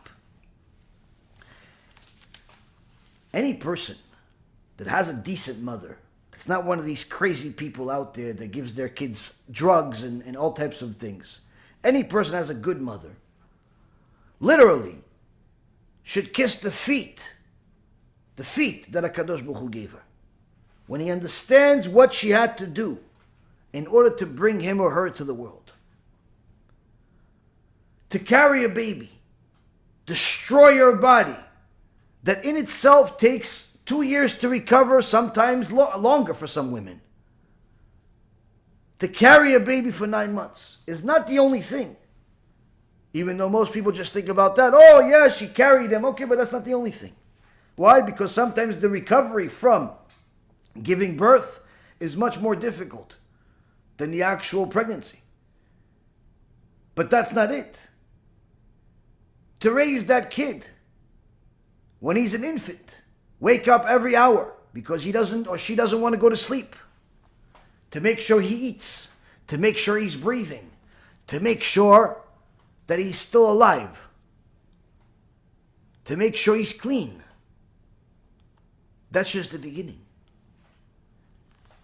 And the sleepless nights continue. Because even after that little baby turns into a child, it doesn't decrease their needs. Rather, it increases their needs. Now they want attention. Now they want presents. Now they want affection. Now they want this. Now they want that. 2 minutes later, they want something else. And whenever they don't get it, they're going to react in all types of ways that you couldn't believe. You couldn't believe is even possible when you're a first-time parent. And that's not enough. Because you have to pay for all of it. Yeah, but how am I going to pay for all of it if I can barely have, enough money for the rent? You have to pay for this kid to eat. You have to pay for this kid to keep getting new clothes. Because he keeps growing. She keeps growing. The clothes that you got them in the beginning, the clothes that you got for a present from all the family that was excited for a new baby, are only good for the first few months. After that, you have to start getting used to getting new clothes, getting new size diapers, getting new bottles, getting new everything. And all of a sudden, you start feeling like you're working this job and maybe even a second job just so this kid could eat. And you don't even have any peace of mind out of it, and you're not even enjoying some of the process because you never get enough time to think, because every 2 seconds they need something from you. But you as a parent continue to give this kid the attention and give them love and give them kisses and to give them food, and then they grow and eventually they say a word, but it's not the word you were hoping for. Instead of saying mommy, they say Abba. Not necessarily because they're close to their father, but that's just simply easier to say for a little baby. Practically every baby says Abba first. Now everybody gets excited. Oh, look, he said Abba. He loves his dad. No. That's the only thing that comes out of his mouth. But you got offended. Why? Because you're the one that hasn't slept in 3 or 4 months. And how come he said Abba? But you suck it up and say, okay, whatever. No, he's just a little baby. He's just a little baby, even though it hurts. And even though you're a little more hormonal and you're more emotional. And you really wanted that kid to say Ima. By the time he says Ima, you've already forgotten about the pain that you had from Abba. And you continue taking care of this kid, looking forward for him to say more words. And eventually that kid is going to say more words. And sometimes that kid's going to grow up and say some words that he doesn't really understand what they mean, but they hurt you. But you still go on. You still take care of him. You still work 1 or 2 or 3 jobs just to make sure that he eats. Just to make sure that he lives. Just to make sure that you can pay for school. And you can't just send this kid to any school. You want to send him to the best school, to the best teacher. Because he's your kid. And then if that's not enough, the kid needs more stuff. And the kid needs more clothes. And you make sure he has the clothes. And you make sure he has the school. But he's still not happy. Why? Because he saw that his friend has a bicycle. And he doesn't have a bicycle. And he makes it seem as if you're the worst parent on planet Earth because you didn't get him a bicycle. And you feel like, wow, I can't believe that I'm the worst parent. How come I didn't think about getting him a bicycle? But I can't afford a bicycle. And you feel like you truly are the worst parent on earth because you cannot afford a bicycle. But it's really not your fault. HaKadosh Baruch Hu decreed this. And your kid simply doesn't understand the significance of his word and how much he's hurting his ima. And you don't understand that he's just a little baby and he doesn't understand. But you keep going. And you keep going. And the kid grows up and he forgets to say thank you after you got him the bike that took you working an extra job, working an extra shift. And you finally got him the bike. And before he has enough time to say thank you, he's already off with his friend on his new bike. And you just can't help yourself but start crying because you achieved something, even though that little rat doesn't appreciate it. And he keeps going, and he keeps learning, and one day that bike is not good enough. And he wants a skateboard, or he wants a shirt, or he wants some game that he's not allowed to have. And you have to tell him no. And he makes it out as if you're the worst mother on planet Earth. And you start thinking maybe he's right. And your husband comes to you and he tells you, no, you're the best mother on planet Earth. You give this kid everything. But that only consoles you for half the words. Because he said it. Because she said it. And sometimes your daughter doesn't get what she wants. And she says something that literally breaks every parent's heart into 50 million pieces. I hate you. And you can't believe it. How could my daughter that I got out of my own body say such a thing? I hate you? This is what they learn in school? Sometimes. Sometimes you weren't careful enough with what friends your kids hang out with. So instead of getting themselves acclimated to saying thank you, I love you, or yes sir, or yes Ima, they say other things. They start talking like street kids, even if they sometimes wear a kippah. All of us have seen little kids with a kippah on talk like thugs, It exists in the world. Sometimes you're surprised how disrespectful the kids are in the Bet Knesset, and you say, wait a minute, when I was in public school, I didn't act like that. Just because they go to a yeshiva doesn't necessarily mean that they learn the things they need to learn in order to be decent kids. And surely if you approach their parents, you're not necessarily always going to get the results that you want, because sometimes the parents are the reason why the kids are the kids. And sometimes it is the school, and sometimes it's a combination, and sometimes it's just simply a bad friend. And you have a kid that grows up and he's 10 and 11 and 12 years old and everything is good. And the mom is happy. And she paid for everything, and he and her father paid for everything, and everyone's excited this kid is going in the right direction. And one day, Satan shows up in the form of a different gender. If he's a boy, shows up as a girl, and if he's a girl, shows up as a boy. And all bets are off. Why? Because now the Satan is running the show, and the kid forgets that he even has a Yetzer Tov. And all of a sudden he wants a girlfriend, and all of a sudden she wants a boyfriend, and they don't think about them ever getting in trouble. And the parents can say what they want to say, but nothing's going to work. And you tell them, yeah, but she's not Jewish. Yeah, but she's still human. Yeah, but you're going to a Jewish school. Okay, Jewish school, and accepting. And the kid rationalized it, like that young boy that was 19 years old or 20 years old came to me and told me that he rationalized dating a non-Jewish girl because she lived next door to him and his parents never had any problem with them being friends.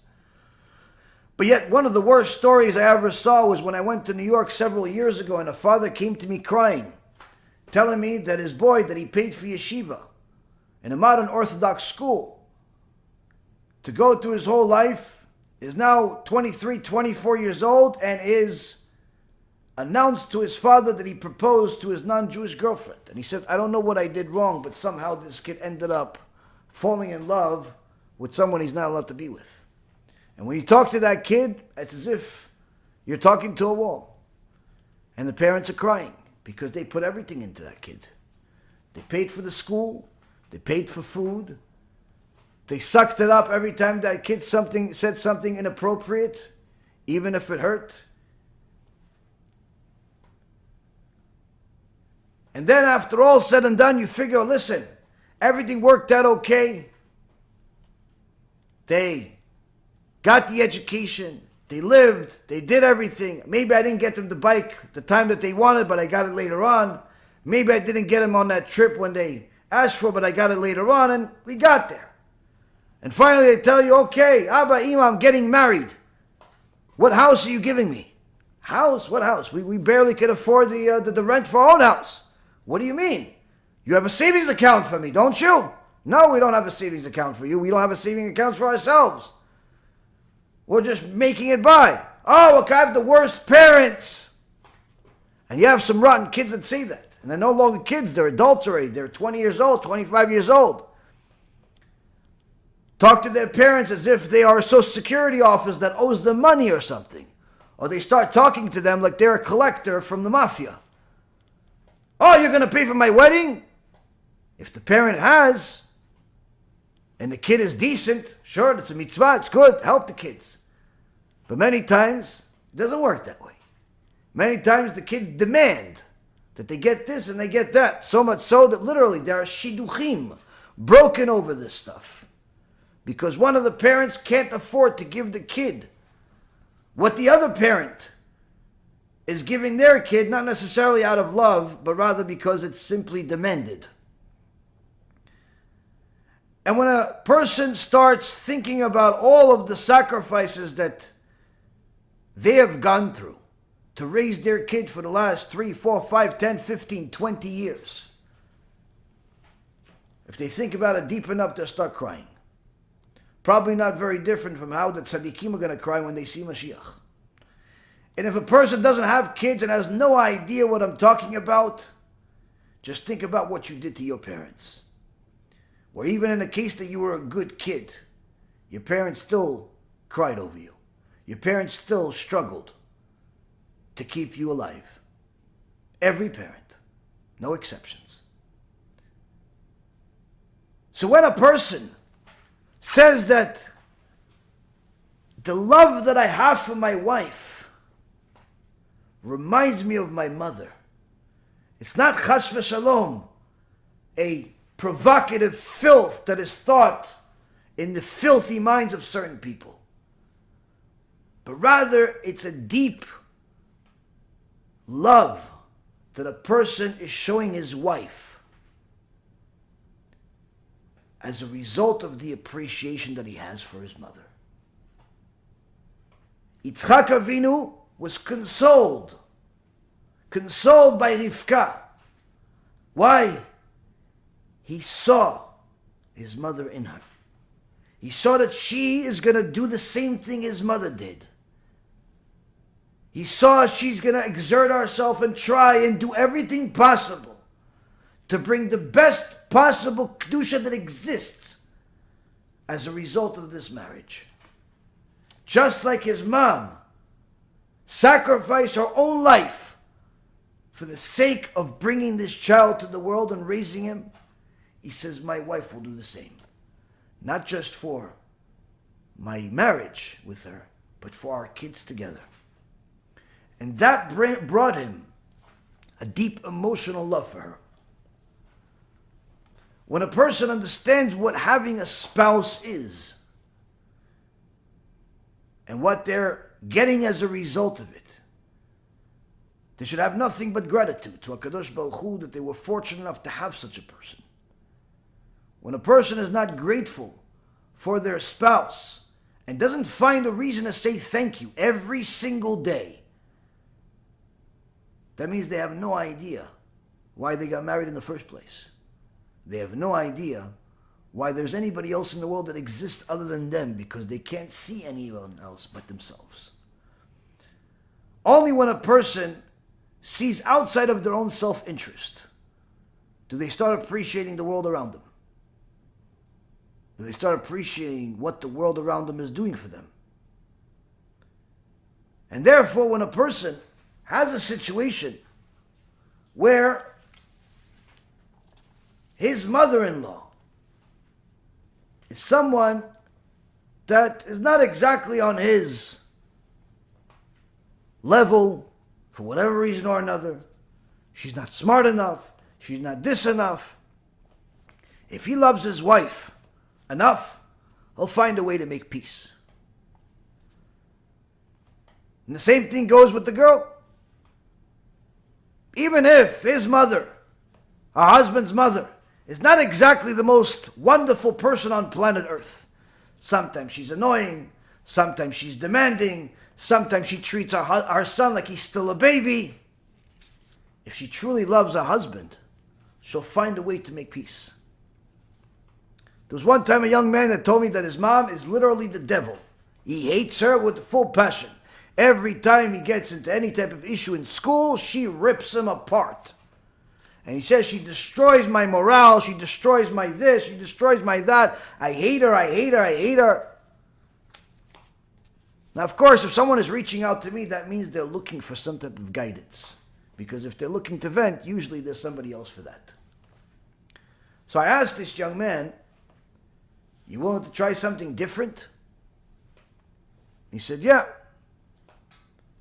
He said, you right now told me that every time you get into any type of issue, as soon as you get home, your mom rips you apart. Tells you how you're a failure, how you're a baby, how you're this, how you're that. And you argue your point and say, no, I'm not a baby. Wah. Don't talk to me that way. You argue with her, but it doesn't work. Want to try something different? If you're strong enough, it'll work. What is it? Next time you come home and she rips you apart and she starts yelling and screaming, say, I'm sorry, you're right. What? Yeah, I'm sorry, you're right. Now, any of you clever people that are listening to this can already see it working. But if your ego is bigger than your intellect, You're going to say, no, but what about what I have to say? I have to protect myself. I have to defend my honor. Okay, then stay fighting. This type of advice doesn't only work between a child and their parent. It also works in marriage. It also works with in-laws.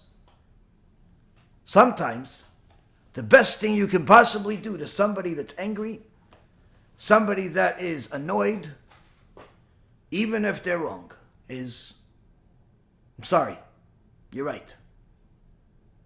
Why? Who cares? Second you tell them, I'm sorry, you're right, you'll see their anger diffuse immediately in most normal people. Why? Because the whole yelling and screaming comes from ego. By saying, I'm sorry, you're right, you've given them what they wanted without really losing much. Now you could have in your mind, I'm sorry, but for something else, because you're really not sorry for whatever they're blaming you doing. And you could think about in your mind that you're right about not necessarily what you're saying, but rather about something else. Because you're so holy, you don't want anything untrue to come out of your lips. No problem. You can do that. But the most important thing is to make sure that you diffuse the problem before it gets bigger. The next time that your mother-in-law says that you are this, and that, and it's my son, and that, I'm sorry, you're right. Sometimes it'll work. Sometimes giving a person a little bit of respect, whether it's due or undue, doesn't really make much of a difference. Diffuses the problem before it gets bigger, before true hate is developed. And if a person loves their spouse enough, they'll do it for them. Not just the next time their spouse loses their mind on them, but sometimes even if their mother loses their mind. Your mother-in-law just lost her mind. Your father-in-law just lost his mind. I'm sorry, you're right. And you'll see that sometimes this eliminates issues from becoming bigger than what they need to be. Now, of course, it's very hard, especially when other people's yelling usually ignites your own ego to defend yourself, to show that you're right, and you're not going to be spoken to that way. We're all in the same boat. It's easier said than done, but it definitely should be done. Now, if a person listens to what the Chachamim say,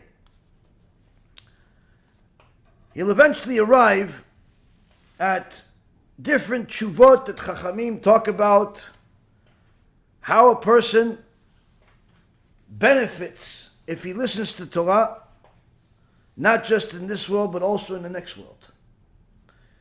Whether it's in his work or it's his marriage. There's no place that the Torah did not cover. The responsa, Mishneh Halachot, by the Ugvarez Rav, Rabbi Menashe Klein, who at the end of his days moved from Yerushalayim to Brooklyn, New York. He was an extraordinary Talmid Chacham, has over 40 books that he published, 18 volumes of this specific responsa, called Mishneh Halachot. So the Baal Mishneh Halachot in Chelek Zayin, Siman Kuf Nun Hey, 155, has a tshuva to someone that asked him about the honoring of the in-law, of his mother-in-law. And the person said that the mother-in-law just became a widow, husband died, and she asked him to stop helping her around the house when they come over, when he comes over with his wife, her daughter, and the kids. Typically, they eat, they drink, they mess up the house. And of course, he likes to be a good yid and he likes to help. And now that her husband died, she says, don't help me anymore.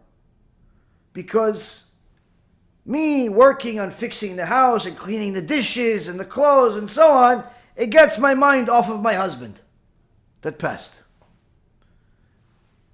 So this Chacham says to the Rav, am I allowed to listen to her? Or do I have to honor her according to the halakha? You have to honor your in-law. And if by listening to her, I'm not really giving her honor, because what I was doing, I was washing the dishes and cleaning and helping around the house as a form of honoring her. But now she's telling me not to do it. So the Baal Mishneh Lachot responds to this question. After giving this person a lot of compliments of how he's the way he describes it, the way people start their letters, like "Dear Steve" and things like that. The way that the Rav, the Tzaddik, is describing this person that wrote him the question is unbelievable. You would think that the person that asked the question is the Gedol Hador. Anyway, he says that, simply put, of course you have to listen to her and not help around the house, because to listen to a person's request is honoring him. The same that we've learned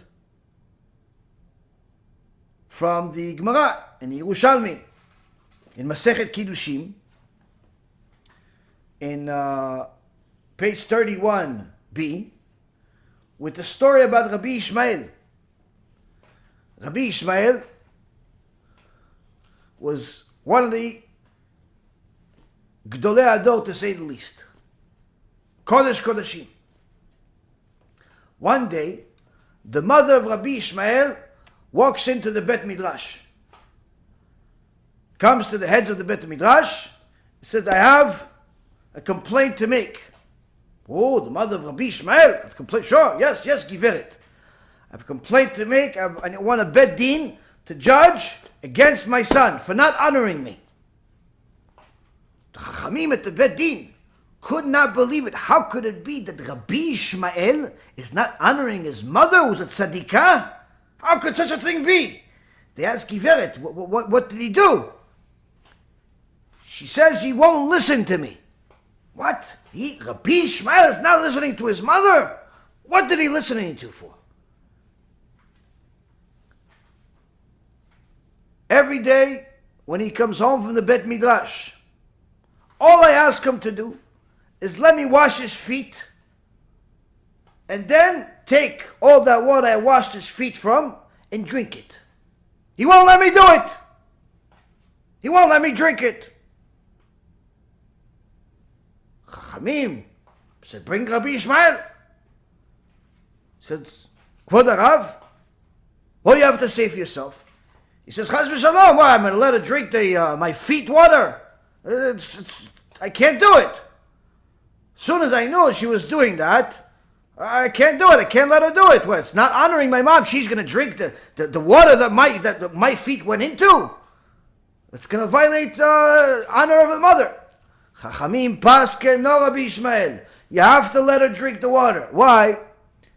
Because for her, your Torah is everything in the world.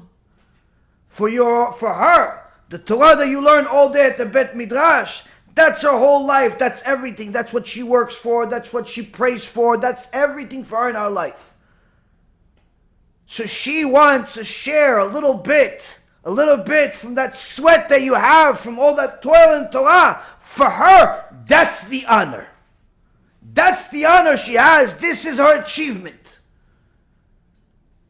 So by letting her do this, although you may think it's disgusting, it's this, it's that, for her, this is how she honors the Torah.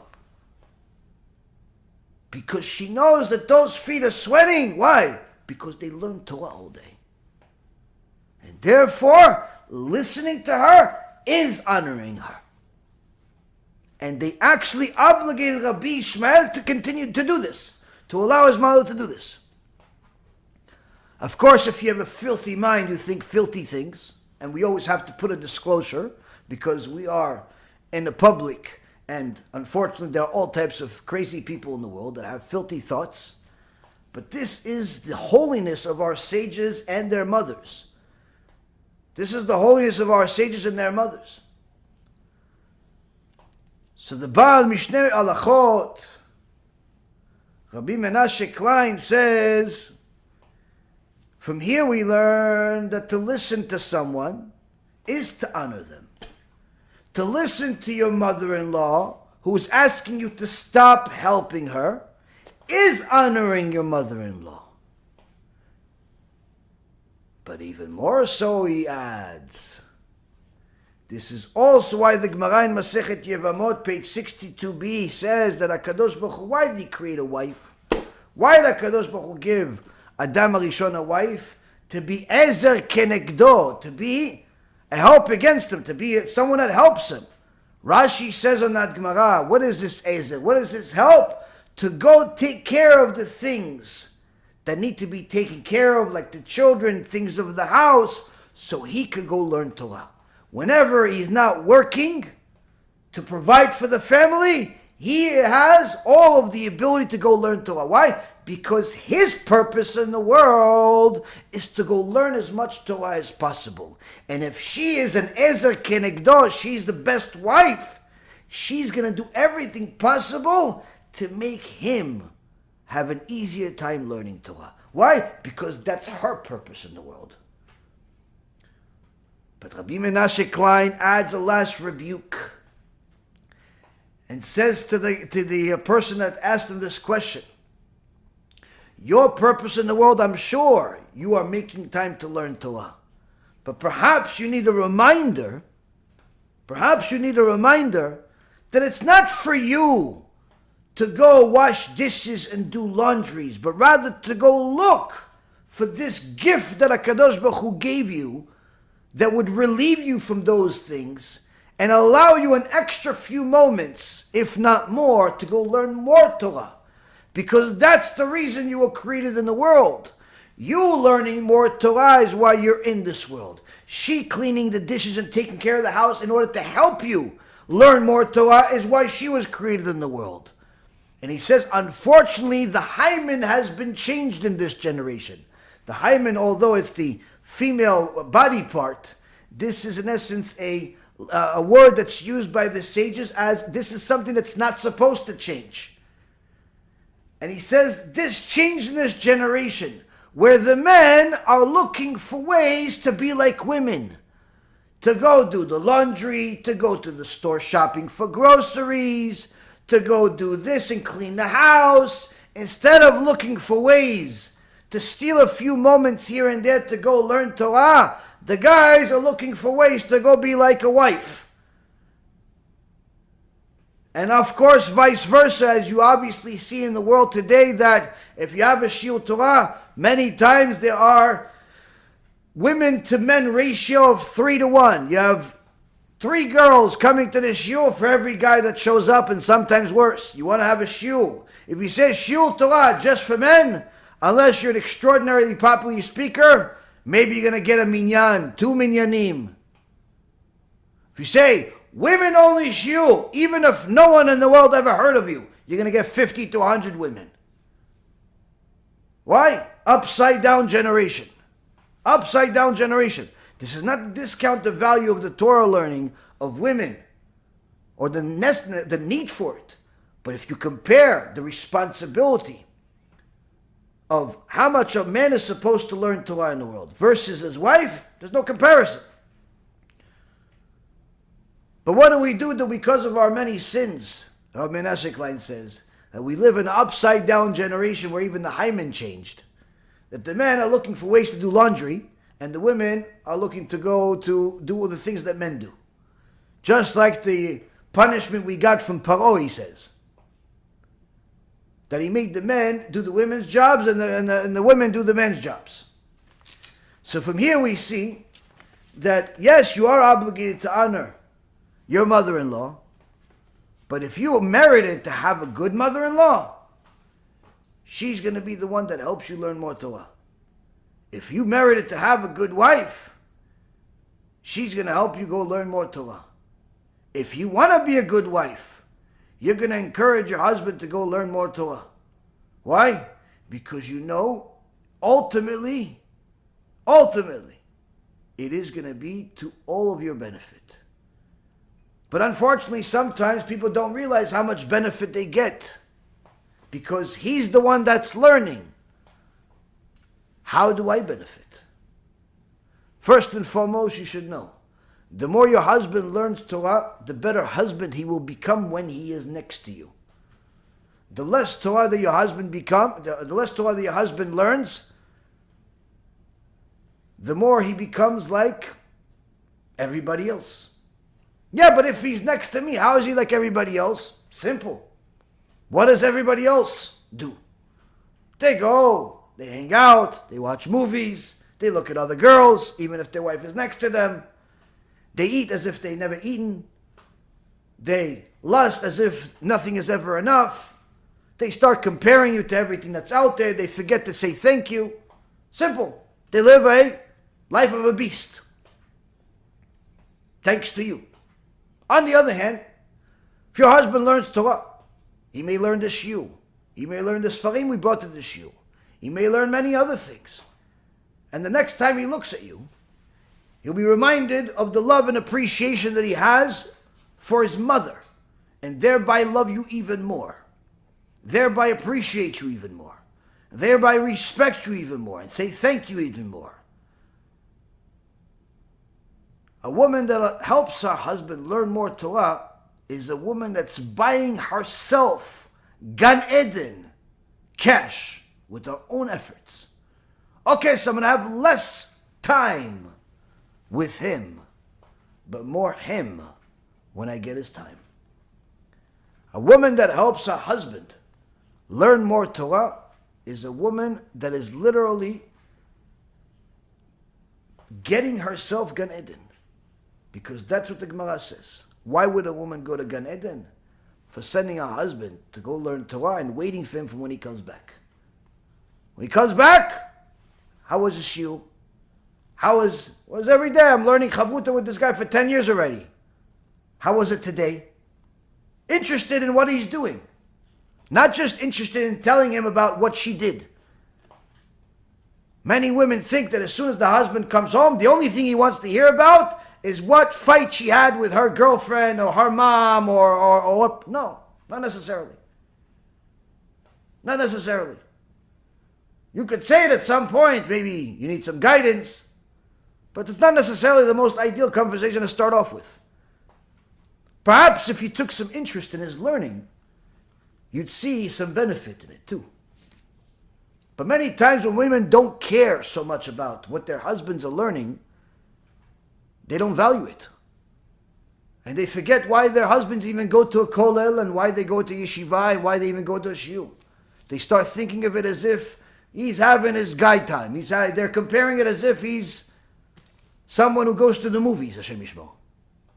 She forgot why she's even in this world. And therefore when our kids say that they want to go to a better yeshiva that may be in a different city, they don't want them to do it. Why? Because they think, listen, well, you're going to go away from me. They don't realize we came to this world to learn Torah. Not to be next to each other like little worms. We came to this world to learn Torah. The more Torah you learn in this world, the more Torah you produce in this world, the more benefit you get, not just in the other world, the next world, but the more benefit you get in this world.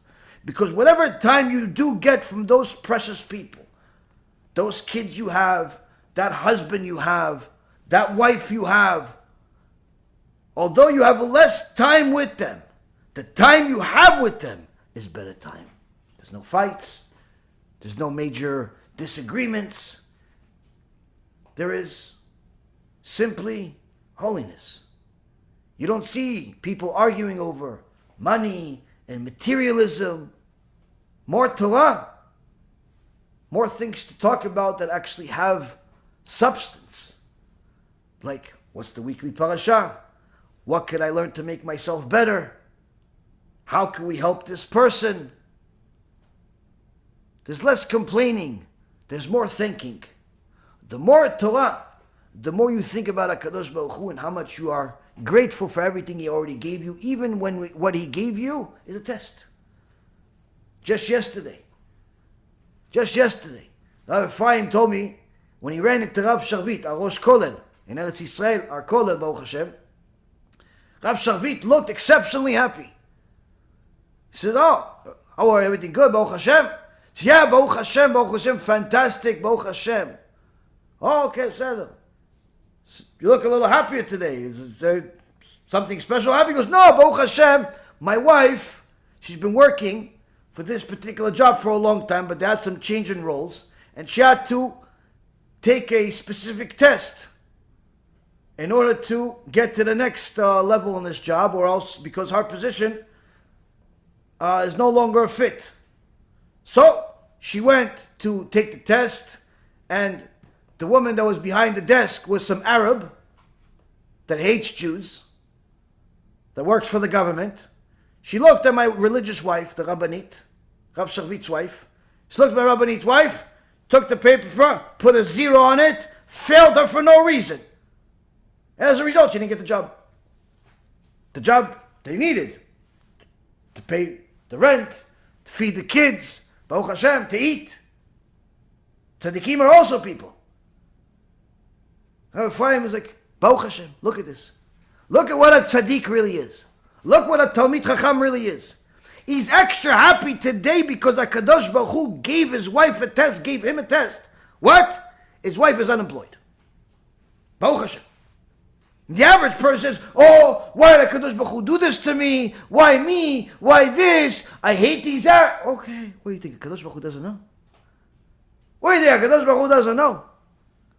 When a person has more Torah, he understands what the sages are teaching when they say you have to thank HaKadosh Baruch Hu just as much for the bad as you do for the good. If you're a clever person, you realize that to send your kids to the best yeshiva is the best investment you're ever going to make. To send your husband to go learn Torah is the best investment you're ever going to make. To marry a religious person is the best investment you're ever going to make.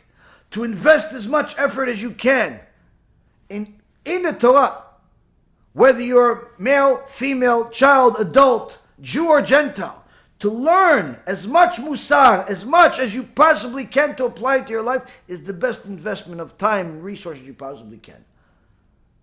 Why? That's why we came to the world. And that's what creates peace in the world. You have a world full of problems where in-laws are fighting their kids and their spouses. Kids are disrespecting their parents as if they're enemies. The only solution is the same solution that brought peace to the world at the time of Moshe Rabbeinu and thereafter. The solution is Torah.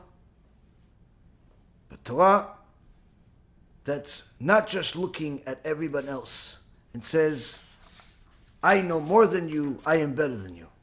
Rather, the Torah that is looking for ways to become better ourselves because we see our own deficiencies. And when we look at others, we look for ways not to hurt them. We look for ways to help them. And that's the reason why the Gaon of Vilna specifically warned his wife not to hurt his mother, because HaKadosh Baruch Hu has a special treatment for the orphan, for the convert, and for the widow. So much so that the Pasuk says, when it comes to these orphans, when it comes to these converts, when it comes to these widows, HaKadosh Baruch Hu takes extra care of them, that if you cause them to cry, you cause them anguish, even if it's slightest gesture, and HaKadosh Baruch Hu hears their cry, Shem Yishmor, HaKadosh Baruch Hu says he killed people with his own sword, not even send a malach.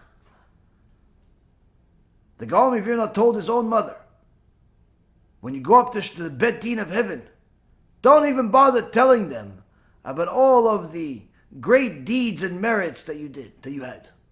Simply tell them you were a widow for over 20 years.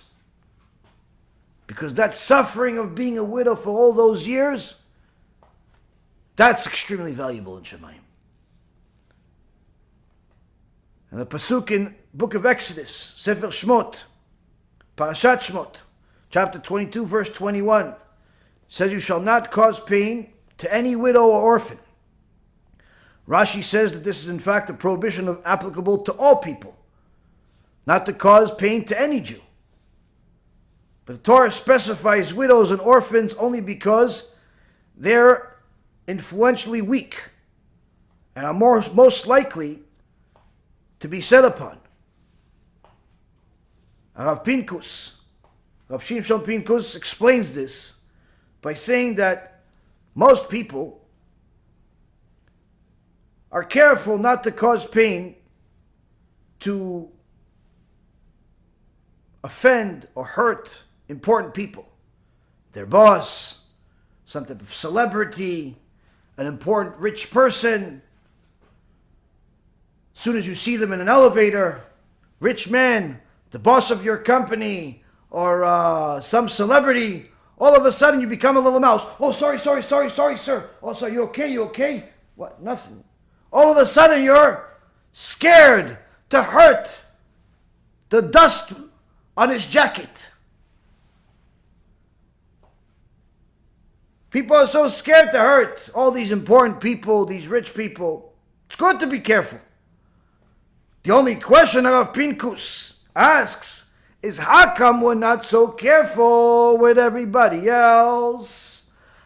How come you're not so careful hurting your wife, hurting your husband, hurting your kids, hurting some poor person in your community, hurting the widow, hurting the orphan, hurting the convert? How come you're only careful when it comes to hurting the multi-billionaire in the Kehillah? How come you're only careful not to disrespect the president of the community? How come you're only afraid to death of stepping on the shoe of somebody that is the Rosh of some the Rabbi?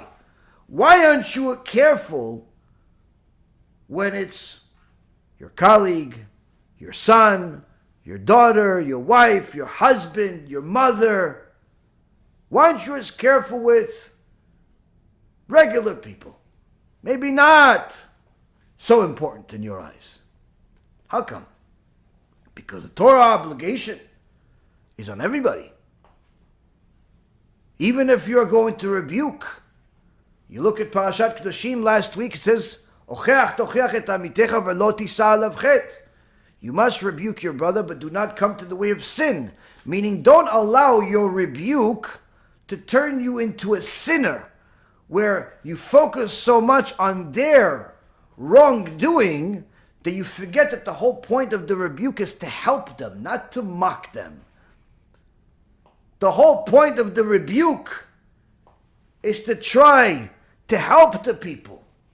The whole point of the protest against wicked people is to warn the public, not to become a class clown. The whole point of fulfilling the mitzvah of rebuke is to follow the will of Hashem, which means to help His people, help elevate His people, help elevate His Torah, not help elevate yourself. When a person is so careful of really important people, to such an extent that they forget about the small people, they're not doing the will of Hashem. If you give honor to your rabbi, but your wife you spit on, you're not Hashem's favorite apple.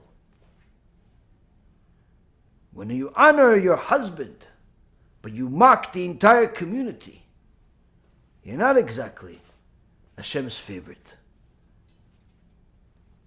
When you honor Hashem, but you despise His people, Hashem doesn't have that love for you, for those actions. Why? Because listening to the Torah means following it. Loving Hashem means loving His children. When a person is careful, he has to be careful with everybody. Sure, the Torah specifies the widow, the orphan, and the convert because they tend to be the most vulnerable. Says Rav Pinkus, those widows, those orphans, those converts, they typically are the most vulnerable and the most likely to be stepped on. Hopefully it's not your shoe that's stepping on them. In fact, if you want to be the one HaKadosh Baruch Hu loves, you're going to look to help them. You're going to look to help them. Not to mock them. Not to run away from them. Not to throw them out of a mikveh because of some takana that you don't even understand. The reality is, Rabotai Karim, when a person understands how HaKadosh Baruch Hu looks at people that are vulnerable, if they have any connection to HaKadosh Baruch Hu, that love that HaKadosh Baruch Hu has, that protection that HaKadosh Baruch Hu has for those vulnerable people, that in itself will create a motivation for you to help them. Gdolei Hador were extraordinarily careful from hurting every Jew, but even more so when it came to the widows, the orphans, the converts. Rav Chaim Moshe Grozinski, one of the Gdolei Hador, one time was sitting with a group of rabbis discussing important issues with the community in a restaurant. Out of nowhere, uninvited and unexpected, a woman runs into the place screaming and yelling and puts a paper in front of Rav Grozinski. You must sign this so I can start my stock organization. And she talks to him with such disrespect. And when the other rabbis try to protect the Gdolei Hador's honor, how could you talk to the Gdolei Hador this way? She cursing him. Even more so, these other rabbis, oh, this is ridiculous. What are you doing? Rav Grozinski quiets all of them. He says, let her continue. She's a widow. She's a widow. It doesn't make her actions okay. I simply feel her pain. Rabbi Israel Misalant, when he was already too old to make his own matzahs as he did for many decades, and for the first time in his life, he wasn't able to be there. His Talmidim asked him what he should be careful of that would give him comfort that they're doing the right job. He said, just make sure and be especially careful not to distress the woman that's kneading the dough. Don't tell her she needs to work faster. Don't give her any advice. Just be patient. Whenever she finishes what she's doing, take it, be quiet, and let her do a job in peace. Why? She's a widow. And HaKadosh Baruch Hu warned us to be careful with widows, because they're already dealing with enough pain. When Rabbi Israel Misalant was once hosted by a rich man, they were about to sit for a meal, and they went for Netilat Yadayim, and Rabbi Israel Misalant took the natlan and just poured a little bit on his hands. The owner was very rich, had lots of water, had lots of everything. Tells the Rav, Kvod Rav, you don't have to be careful with how much water you spend. You could use as much water as you want. I hired an orphan that's going to collect the water and make sure that we have more than enough water. Meaning that there is a sgula, that someone that washes their hands for netilat dime for bread, if they use a lot of water, it's a sgula for wealth. So this wealthy man says, I made sure that I'm going to have a lot of water. I even hired somebody, this young orphan girl, that she's going to go collect all the water that we need. Rabbi Saimi Salan says, exactly that's the reason why I didn't use much water. Because I don't want to get rich on the back of the pain of a little orphan girl. When you understand the depth of each one of these stories, when you understand the magnitude of each one of these statements, you understand how all of it must be applied to our lives as soon as possible in order to make our lives as good as we would like for them to be. Your marriage is not going to get better by itself. Your relationship with your in-laws will not get better by itself. Your relationship with HaKadosh Baruch Hu will not get better by itself. Everything requires effort. There are certain people that wanted to run away from all efforts and simply do whatever their hearts desire. Perhaps we'll talk about it more next time. But their end wasn't well. Whereas the ones that followed the will of Hashem, which is to our interest, to our benefit, benefited in such a way that they enjoyed this world and the next. Be'ezrat Hashem, this too will be another tool that we're all going to use to have the strength and the wherewithal and the desire to do the will of Hashem, because once and for all, it's become clear that His will is surely in our interest. Baruch Adonai Le'olam, Amen v'Amen.